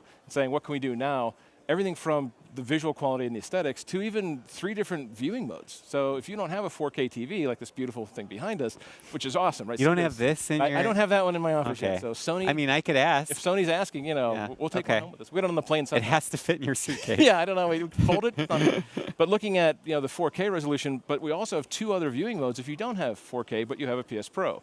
We have a 1080p, we call it high frame rate mode. So we actually lock you at 1080p, but unlock the frame rate. And so you can go north of 45 frames or better. So it's that really smooth, silky play that if you're a speedrunner, particularly if you want just that really great, crisp action sequences, there's a mode for that. And then if you move over a notch on the slider, which you can switch anytime during the gameplay, you go to Enhanced Visuals mode.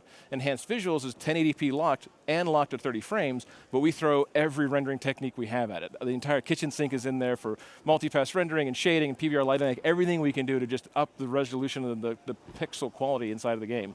And then, of course, you have 4K, which just you can see for miles. Oh, man, that's amazing. Well, thank you so much for being here with me today. Before we wrap up, I just want to ask, what is maybe big takeaway, Scott's favorite pick of what is coming in the future of gaming, and especially with the PS4 Pro hardware? This is the future of gaming, right? This is a month away, right? October 11th, so we're still a month and a few days, man. So for me, this is the future right now. I love it. I love it. Well, thank you so much, sir. Really appreciate it. And, of course, pleasure. thank you, everyone, for watching at home. We will have more coming up pretty soon here from the New York City event. So please do not go anywhere. Stay with us.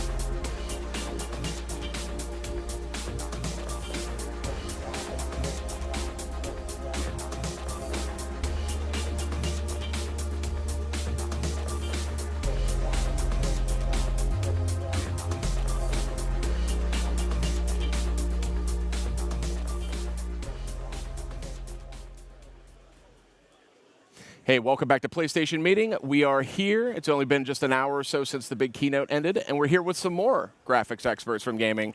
And I want to introduce all of you guys. We have McKeel here from Guerrilla Games. Thank you so much for joining us. We've got Peter from WB Games. WB Interactive Entertainment, I believe it is, right? That's right, yeah. I looked that up last night. And we got John from Tripwire Games. Tripwire Interactive. I looked that up last night as well.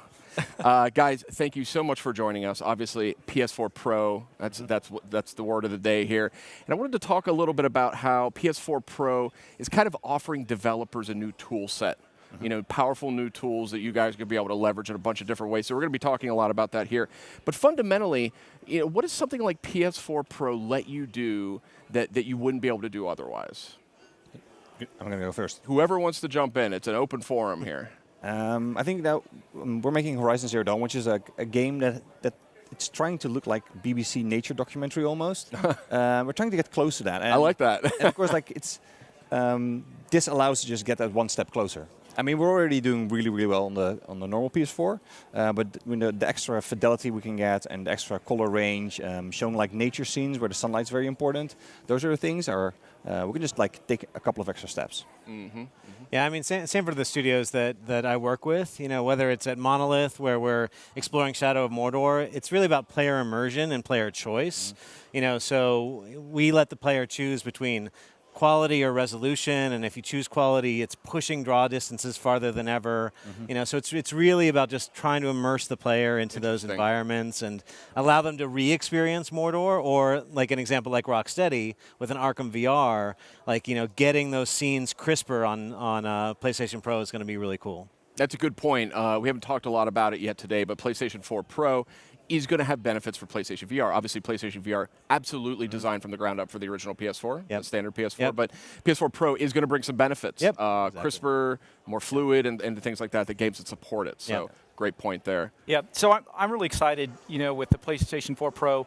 You know, I mean, obviously one of the big benefits is 4K, and we've heard a lot about that, and in our game we're doing 4K. It looks so cool on a 75-inch TV, amazing. I know. But one of the things that people haven't talked about a lot is HDR. Yeah. You know, in our game we have a lot of dark and creepy spaces, and traditionally you've had to really limit how dark you can make a gameplay space in a video game, because you get that banding, it doesn't look good, so you're kind of blocked at making kind of realistic dark scenarios that a real human being would be able to see in. So in dark games like we have, you can really turn that down, and it looks just like a real dark area would. So there's a lot of things that you can do with that, and I think game developers are going to take advantage of that moving forward. Yeah, that's a great point about HDR, and let's talk a little bit more about that. But I do want to point out, for those watching at home, this stream is not in HDR, and the footage that you're seeing on the stream is not in HDR, and it's not in 4K. So yeah, thank God. Not yet. It's a really hard sell though, because we were looking at it. We you know, 4K, it sounds like, you know, got more pixels, and HDR, we knew sort of like technically what it would do. And until we got the demo up and running, and you sit down in front of like a really giant TV and you have it, and you're like, you could actually be playing this at home. And, you know, until you see it, you don't get that impact. We can show it off a little bit, because you can sort of like imagine what it would look like, but you really have to see it. Yeah, so we're going to talk a lot about that. So that's what we're trying to do is, you know, help try to, as best we can, articulate things that are not possible to be seen just yet on your phone or on your computer at home. Yeah, no, it is so hard to describe, right? Because like when I'm playing Shadow of Mordor and I'm in the Sea of Nirn and I'm creeping up on an Uruk and I'm in those lush grasses, just how much how that feels in that super high resolution, just, you know, it makes you want it, and it makes me love re-experiencing it.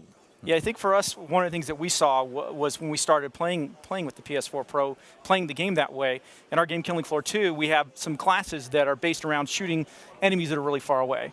And you know, you think about 4K and higher resolution is just eye candy, but really we started to notice seeing those enemies far away, they had so much more detail, like, oh, I can see what that is. That's one of these guys, and I need to shoot him now instead of this guy. Yeah, the faraways and the close-ups. Yeah. You know, the close-ups and like just seeing those details. Yeah, when you see the monsters in your face, and you just see, they're so much more scary when you see that extra detail. I think it's interesting to hear that like it's going to do different things for different games. Like you're talking about dark spaces, and we have, I mean, we get benefit when we have like both dark shadows on screen and bright skies. You can keep both of them. Normally, like you have to HDR compress them, so you pick one or the other, and now we can get both.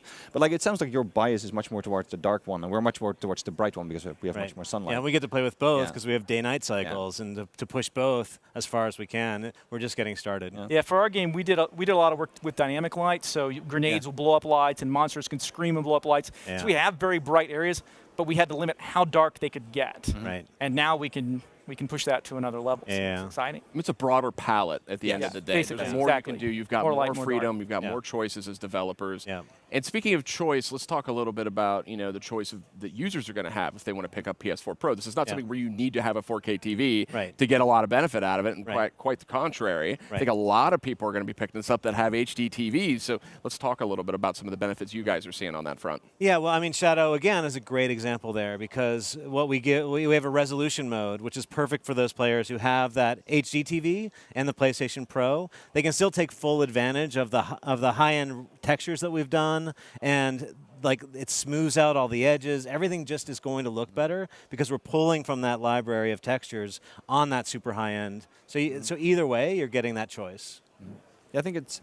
I think the most obvious thing to do if people have a 1080p TV and they have a PlayStation Pro, we can just render out a 4K screen, and when we then super sample it down to 1080p, we were looking at it and it looks much nicer because that super sampling is like the best anti-aliasing you can get. It gets all the texture detail, all the shader detail. You get like much better, much less aliasing and specters and stuff, which is really hard to get. But I think a lot of developers like us are going to be looking at, like, with so many knobs to turn, if people want 1080p, we can like make the frame rate, well, of course, like we aim to not have a frame drop, but in the rare occasion that it happens, we might smooth one of those out. We'll probably like, up the resolution of shadow maps. We can do like anisotropic filtering.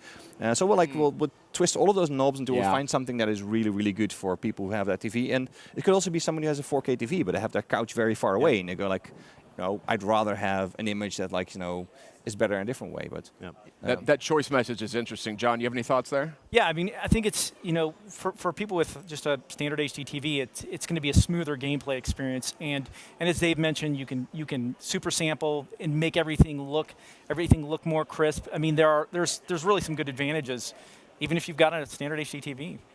It's an important point, and one I think we're going to be talking a lot more in the days to come here. I also want to spend a little bit of time here talking about the future. So, I mean, this has just been revealed today, PlayStation 4 Pro, and we're seeing the earliest work we have seen yet, and it looks really, really good.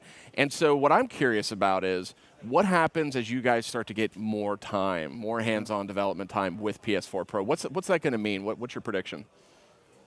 I think that the biggest thing where you see the most advantage, people are going to get to grips with HDR color, because currently we've been looking at like what people do in cinema and movie even. This is like the cutting edge of where color is. A lot of people are not used to grading in HDR, and we're now getting to grips with that, and we can see like we're getting better every month or like every week. Leading up to this conference, and we get a toolbox of what we can do with color. And I think we will slowly, I don't know what the end result of it will be. So far we've seen that everything starts to look nicer. We're getting like more beautiful vistas. The sun and the light and everything starts to blend together better. And I think also ways to use 4K better. I mean, we started to add some details extra in certain places, and you could not see the effect as well on a 1080p TV. So I think we'll just be learning how to make better use of the higher fidelity that we have. Yeah, no, totally agree. Didn't mean to cut you off. No, go ahead. Yeah, I mean, we're at a studio like NetherRealm where we're experimenting. Those, one of my favorites. Yeah, I love those guys. Those fighting scenes. For Injustice 2, they always have to be close up and those super moves. But we can really start to explore how much we can push the environments, bring those environments to life, and also, we'll take the cinematics, which we sample at a lower frame rate, and we really start to push those cinematics back up to that fighting quality that you see. So we're starting to play with that, and we're just getting started. So I think in HDR, to your point, is just experimenting with that color depth. That's an area we're just starting to explore as game developers. I think one of the great things for the players is just typically with a console cycle, you have 5 to 8 years, and they really have to wait a really long time before they get to experience more power, more something out of the next generation. I think having something, whatever you want to call it, a mid-cycle refresh, whatever you want to call it, this is great because gamers are going to be able to have experiences they wouldn't have been able to have without the PS4 Pro. And I'm excited as a developer to create those experiences. Yeah. What's exciting to me here is the fact that, PlayStation actually just announced that all PS4s going all the way back to the very first console sold in 2013 are all getting HDR. Which is something I was not exactly expecting. That kind of came out of thin air, but very, very cool, especially because I've been hearing this all day. HDR. This is really interesting stuff. I think also for us, we never get new toys in the middle of a console cycle. Like, you know what you get. Sometimes you get more understanding of the console, but like something just like completely new and exciting halfway through is not something that you would normally get. Yeah, and it allows us to go back and dial knobs on things we've shipped before, or go forward and really explore the future of it. So both ways, it's exciting. Yeah, and like we were talking about, the things you can do with light and dark, you'll be able to do it across both platforms. And for us, getting a little technical is, our engine already does everything in HDR behind the scenes. Oh, interesting. Okay. So now we have a platform to bring that all the way to the screen. You almost had to compress it down a little bit. Yeah, we sort of had. We did it in HDR, and then we just had at the very end to make it not HDR. Yeah. Right. So now we just send that all the way to the screen. Yeah. I think it's similar most engines internally are like physically based or completely HDR. We just have this cap at the end because you have to deal with a display that cannot display what we internally calculate. Yeah. It's also interesting to note like what we're seeing here on these HDR sets is something that nobody can. Well, it's something that people haven't ever seen before. Because we're having a problem with the projector because cinemas cannot display this sort of like color range. This is more advanced than anything you've ever seen before. The only thing that comes close to it is real life. So it's also, when you demo it to people, they go like, oh, blah, blah. So when I'm looking at HDR and you turn it off and they go like, wow, that's a really big difference because it looks so natural you don't see it. So I mean, maybe that's a pro and a con that it looks so normal that you don't see it. But like once you've seen it you can't unsee it. You can't unsee it. You can't go back. Can't go back. It's hard to go back. The thing, because the human eye really, when it looks at a game, when it looks at something on a screen, it picks up the things that don't look real. Right. Yeah. And so with HDR, it pulls back the veil. It looks that much more real because the eye's not picking up that the colors aren't quite right. Yeah. I think I might be getting more sensitive to it now, which maybe like it's a might be a shame. That HDR sensitivity. We've got a new. New issue here. Right. It is fun to hear all the love for HDR. I mean, everyone's super excited for 4K and the high resolutions and all that, and that's kind of a no-brainer. But this HDR thing, I mean, this is a term, I haven't seen it until today. This is my first time seeing HDR. Yeah. It's my What do you first. think? I work at PlayStation. I think it looks amazing. It looks great. And again, these are games that are in development. They're not finished. So I mean, this is the first taste. It's the first sample. But yeah, it's a term I've only started hearing in the last couple months. It's so new, but it seems very, very clear it's here to stay. I think also it's going to, as you see, like there's a lot of games in development.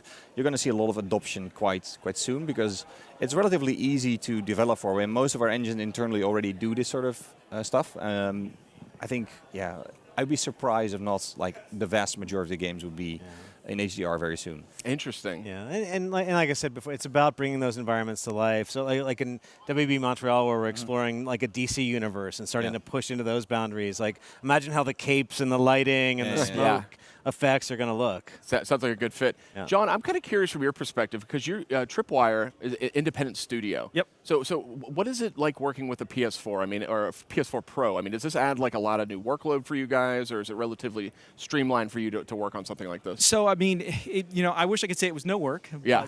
But with great, everything that you want to do takes a little bit of work. But it really wasn't that bad. I mean, we got the kits and we dove in and really it was started cranking things up. Started finding the boundaries. Like, okay, we can't quite take it that far. Bring it back. And but it really wasn't too bad. Yeah. That's cool. I think it's also will get easier over time. I mean, we started to experiment, and there's lots of like sharing between the different developers about rendering techniques and stuff, and how to do stuff. And that's it. I think within, give it like 4 or 5 months time or something, there will be so much common knowledge in the gaming industry that people know how to do stuff. So it will be even easier. And I think that you'll see the learning curve in like how we use it, not getting it to run, but actually like what do you do with it? That's it. I mean, you talk about not turning back the clock. I mean, you've given this new tool to engineers and artists, so there's no way to turn back the clock because they're just diving in and they're making the best use of it. That's great. So we're almost out of time, but I wanted to save a minute or two to talk about individually, each of you, what personally excites you most about working with PS4 Pro? So maybe you could start first, Mikhail. What excites me most? I just like what excites me most is like seeing something that we've made and we had a vision for what we wanted to achieve, and then all of a sudden, like almost for free, you get something that's closer to what you wanted to achieve. It's like, we already put in all the art and everything, and we just had to do some coding, and then we get something and it looks much more like what we're trying to make. So it's really exciting. Like it's just a better version of your game. It's like it's still the same, but it's like it's a better. Same game, but better. Yeah. Even better. Yeah. I always feel like we've done our job well if we develop games that you dream about when you go to sleep. And I think that on PlayStation 4, to push the power of the graphics, it just puts images into the gamers' minds that, are just going to last that much longer, are going to enrich their gaming experience that much more. So for us, we're just excited to explore this new power. More vivid visuals. Yeah, that's something we've been hearing a lot today. John? Yeah, I think for us, when you're creating a game, you sort of have this vision in your head of what your game's going to look like when it's done. And you have to make some compromises along the way, and it doesn't quite look like the way that you wanted when you started. So what excites me about the PlayStation 4 Pro is we're so much more closer to that initial vision of what we wanted the game to look like. Yeah. And I think the gamers will really see that and appreciate it. They'll see it in the high-resolution textures and the 4K and the HDR and the smoother frame rates and all the benefits they're going to get. So fewer constraints, fewer boundaries. Yeah. That's a good way to put it. I like Raising that. the bar. Gents, I really appreciate you joining us here today. Thanks for your time. I hope you all get a chance to go out back here and check out all the different games that are playing. Awesome. And we have one more game interview here for you today from PlayStation Livecast. Stay with us. It's For Honor.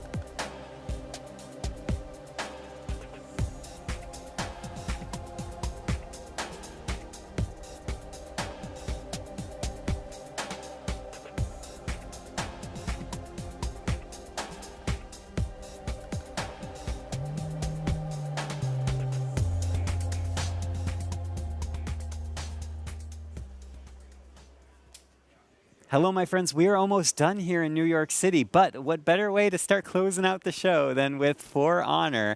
I am joined by Luke from Ubisoft Montreal. Hello, sir. Hi, how are you? I'm doing well. Thank you for joining me. It was fun to chat with you, but now we can really get to the good stuff. Yes. Because we were talking about For Honor, which we showed off during the conference running on the PlayStation 4 Pro hardware. Before we get into the nitty-gritty of the game, tell me a little bit about how your team is using the PS4 Pro and kind of what it means to that game. For us, what it means is extra power.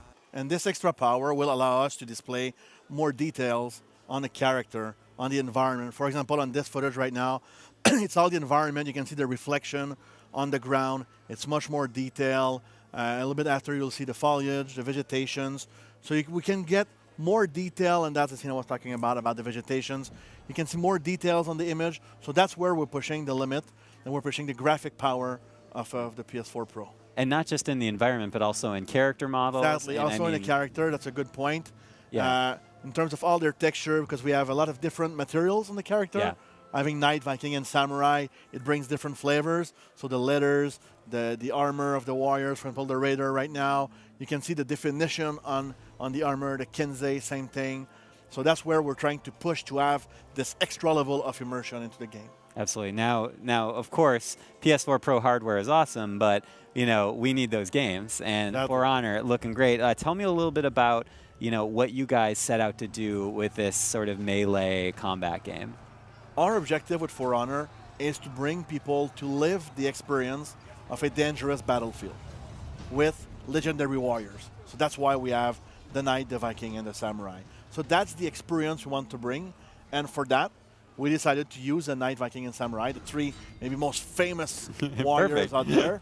And also we developed a new mechanic for combat, which is the Art of Battle. Tell me about it. Yeah, the Art perfect of perfect Battle. transition. It's almost if we rehearsed it. I know. It's almost like we talked about it before. Exactly. Who knew? The Art of Battle, it's a way for us to make you really feel your sword in your hand. So when you fight, depending on how you position your guard, it will impact how you block and how you attack. And one key thing in For Honor is a lot of games in melee action, it's about hitting, and it's hit as fast as you can. In For Honor, yes, of course, you need to hit your enemy, but it's about blocking also. Because any martial arts, one of the first things they will teach you is how to block an incoming attack. So in For Honor, that's very, very key. How you will block the attack and then take the advantage to hit your enemy. So the Art of Battle allows us to do that, and that's really, really working very well. Now, that's, of course, I mean, there's going to be some familiar aspects to For Honor for people that play a lot of like third-person action games. But as you say, the Art of Battle kind of lends a unique twist to the experience. How do you guys kind of train the players? I mean, this is a new skill set that people need to develop, right? I mean, what's it like developing that training system? The training system is good because we've ran so far. We've been in a lot of different events. So last year at E3, this year at E3, and Gamescom, both of them. PlayStation Experience in December of last year. You guys are everywhere. So yeah, and it's always you, I bet. I've been in most of those events, I must say.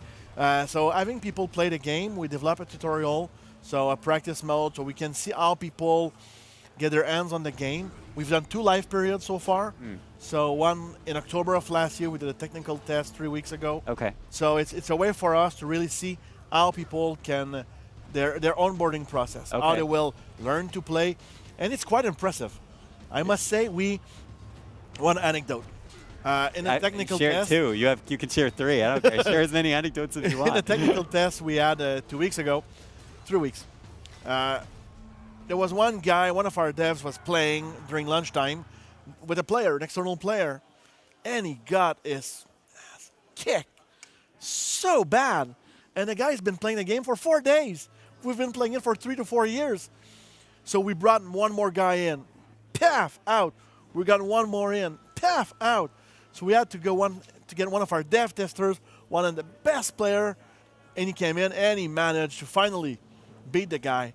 So within a very short period of time, our players managed to go very high in skills. So that's very impressive. So the onboarding process works, but it's a new system. So give yourself a couple of minutes to get it. Loosened up. Exactly. Stretching. But once you get it, that's where the fun really will peak. And what do you think it is about sort of that melee combat that makes For Honor such a unique experience? I think the intimate aspect of the battle. Yes, the combat system, as I talked about, the Art of Battle is playing a big role into that. That's for one. 2, the warriors we have. Like Knight, Viking, and Samurai. Which we need to talk about. We'll circle back to that. Yeah, they're really, really cool.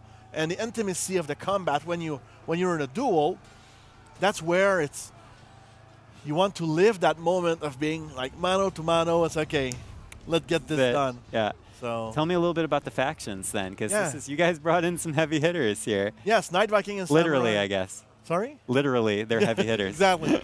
So you see, that's the duel I was talking about before. So when you're in that duel, it's really, really fun. So yeah, so Knight, Viking, and Samurai, they're probably the most popular warriors of all time. There are a lot of different warriors, but Knight, Viking, and Samurai, and I'm just curious, are you a Knight, a Viking, or a Samurai? You can't put me on the spot like that, Luke. I Sorry. can't just choose a favorite. I barely played the game, and I have to pick. I feel like I'm kind of a big Game of Thrones fan, so maybe I feel like I pick Knight. Okay, that's good. Is that good. fair? Yeah, it's okay. fair. So we have those 3 factions, and in all of the faction, we have 4 different warriors per faction. So we have those 12 warriors, all different weapon set, different animation set, different customization and progression. So all of them are extremely deep to learn and play.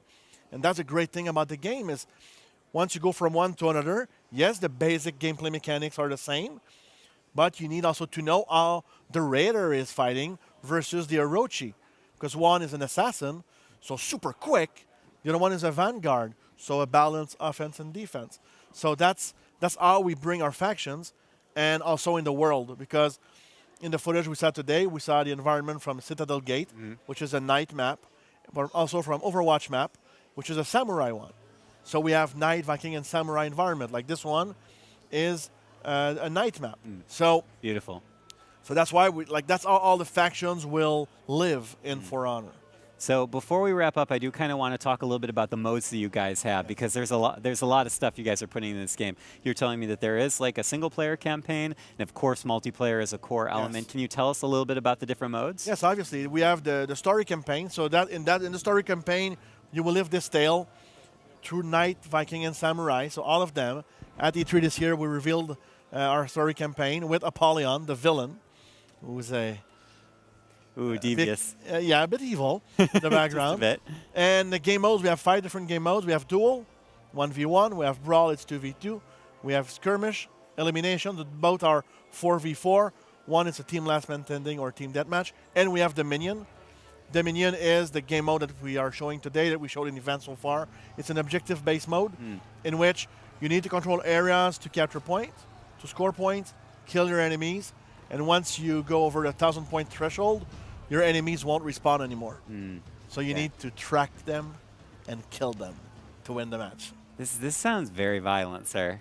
There's some violence going on in this game. Some action. We're in a battlefield. It's a battlefield with legendary warriors, with the two-axis guy, with the Dachi. So yeah, it's pretty intense. Yeah. So before we go, tell me a little bit about we're here in New York City, revealing the PlayStation 4 Pro. What's a highlight for you? What do you think is something that kind of resonates with you and gets you fired up for the future of the PlayStation platform? But I think for us, it's being able to deliver a deeper experience, a more beautiful experience. So people, when they come into our world, the immersion will just reach a new level. So for us, it's great.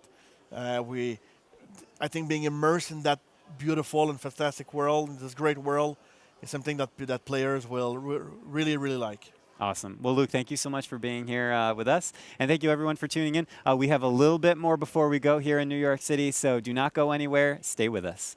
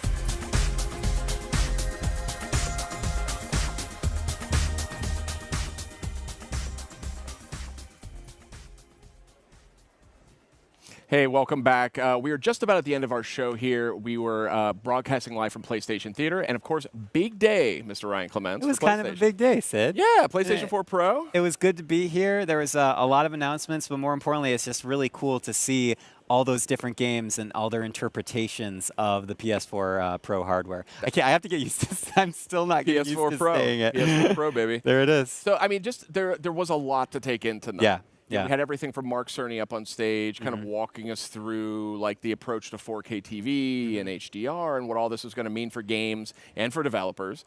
And we saw that. We heard the news about HDR coming to every PS4 going all the way back to 2013, launch day. That's pretty huge. Yes. So you don't even, there's lots of folks out there that have 4K TVs, and if you don't want a PS4 Pro, you want to stick with your PS4, you can still get HDR. I mean, I think that's one of the important takeaways is that, PS4 Pro is a part of the PlayStation 4 ecosystem. That's key, yeah. And the other thing is that there's like the PS4 Pro isn't just for people that have the 4K sets. That's correct. Like there's a lot of benefits, including like the increased performance and as we were talking about HDR that like are really interesting and that we can incorporate into the gaming platform. So I'm kind of psyched. It's exciting stuff. I've been talking to a lot of honestly like experts in graphics here tonight. They know more than us. They know a lot more say. than us. I know a thing or two, but just a few. But these folks were really talking shop here, and it was pretty interesting to hear them talking about techniques such as super sampling.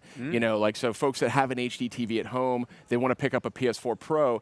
There's huge benefits to that, depending on the way the developer taps into all that power. So it's everything from, hey, we're going to basically kind of internally render a high resolution image, and then we're going to kind of shrink it down for your 1080p TV. Cleans up the image like crazy, breathes new life into it, makes it look terrific even on an HD TV. Yeah. But of course, if you've got the latest and greatest 4K TVs, it's gonna sizzle. It's gonna sizzle. We saw Horizon Zero Dawn looking absolutely stellar, and I do think here's part of the challenge here is we're not broadcasting in HDR, we're not broadcasting in 4K. Yeah. So we have to use a little theater of the mind here, right? Envision, if you will. That's correct. So backstage, we've got members of the press, we've got media left and right. They're trying all these games out. They're taking a look at what's there. That's in HDR, it's in 4K. And I had a chance to wander around and get a look at a few of these. Yeah. And I got to say, Horizon Zero Dawn is looking stellar. That your top pick?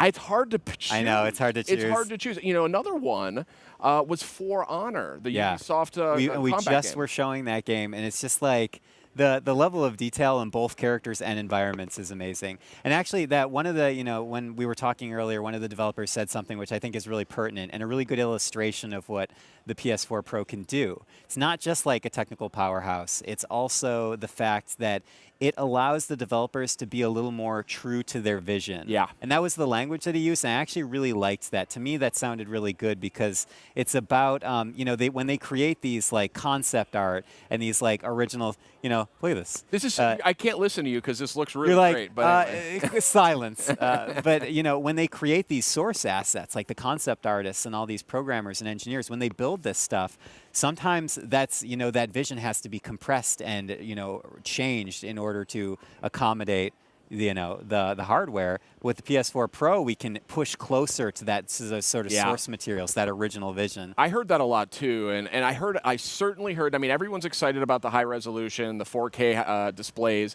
no question about it. But at the same time, I heard just as much love for HDR. Yeah, that is a huge theme coming out of today's show. And again, it's something. It's not on the stream here, so it's something you got to see in person. But it is a stellar technology. It is eye-popping. It makes a huge difference.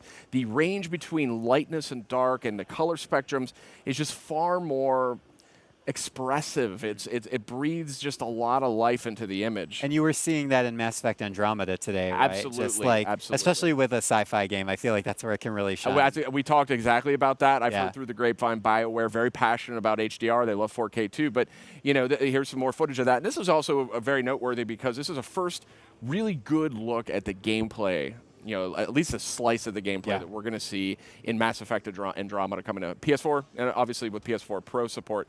Lot of info to take in here today, you know. So Yeah. what were some of your highlights that you've seen? I mean, really, it was Horizon. It was actually, you know what? I also love talking about Watch Dogs 2. Yeah. Because that is also, of course, it's coming soon to PS4. But then there is also the PS4 Pro, in which they can again push a little further, a little more, and get more of that detail to our hometown of San Francisco. Yeah, So that's right. you can saunter on into Oakland too and visit me. That's right. I can walk right in there. Just walk into your house. Yeah. Oh, hi. I think it's interesting too, just hearing all the different ways that the developers can harness this power and this tech. So, you know, we're hearing, of course, it's really sort of the message here around the PS4 Pro has a lot to do with increased visual fidelity. And smoother frame rates. Yeah. I mean, that's really what it boils down to. You do not need a 4K set to, and you don't need have a 4K some of the set. benefits. Yeah. HDR, that kind of goes into the visual fidelity, the 4K, or even HD TV with super sampling and some of those kinds of technologies. So it is fascinating stuff. We've never seen anything quite like this in the home console market, but it's really, really cool to see something that is very much a member of the PS4 family. Yeah. But kind of can deliver these new experiences, really kind of push it to the brink. So exciting stuff. I'm really stoked. I hope we get a couple minutes to take another. I know, peek and it backstage. was just cool to be here in New York City, like on the ground floor, being able to see these folks, you know, see the reveal for the first time, go check the games out, running on displays, which this may be slightly larger than what the normal gamer would have. I don't know. In his or her apartment. I'm gonna have to do some online price maybe a little comparisons shopping is in a order? little shopping is in order. But yeah, it's really cool, really exciting. I'm glad we could come. It's really interesting. Feels kind of historic in a way. Absolutely. Yeah. So thank you so much for joining us on PlayStation Livecast. We're here from PlayStation Meeting at the PlayStation Theater in Times Square, New York. A quick note for you: even though the stream hasn't been in 4K, we haven't been able to show off HDR. It's just not feasible. We are going to have 4K versions of a lot of the games available on PlayStation's YouTube page. So go ahead, subscribe, keep your eyes peeled. You know, they'll be coming out over the following hours and days. So stay tuned. I hope you can get a look at it. Thank you so much for joining us. See you next time.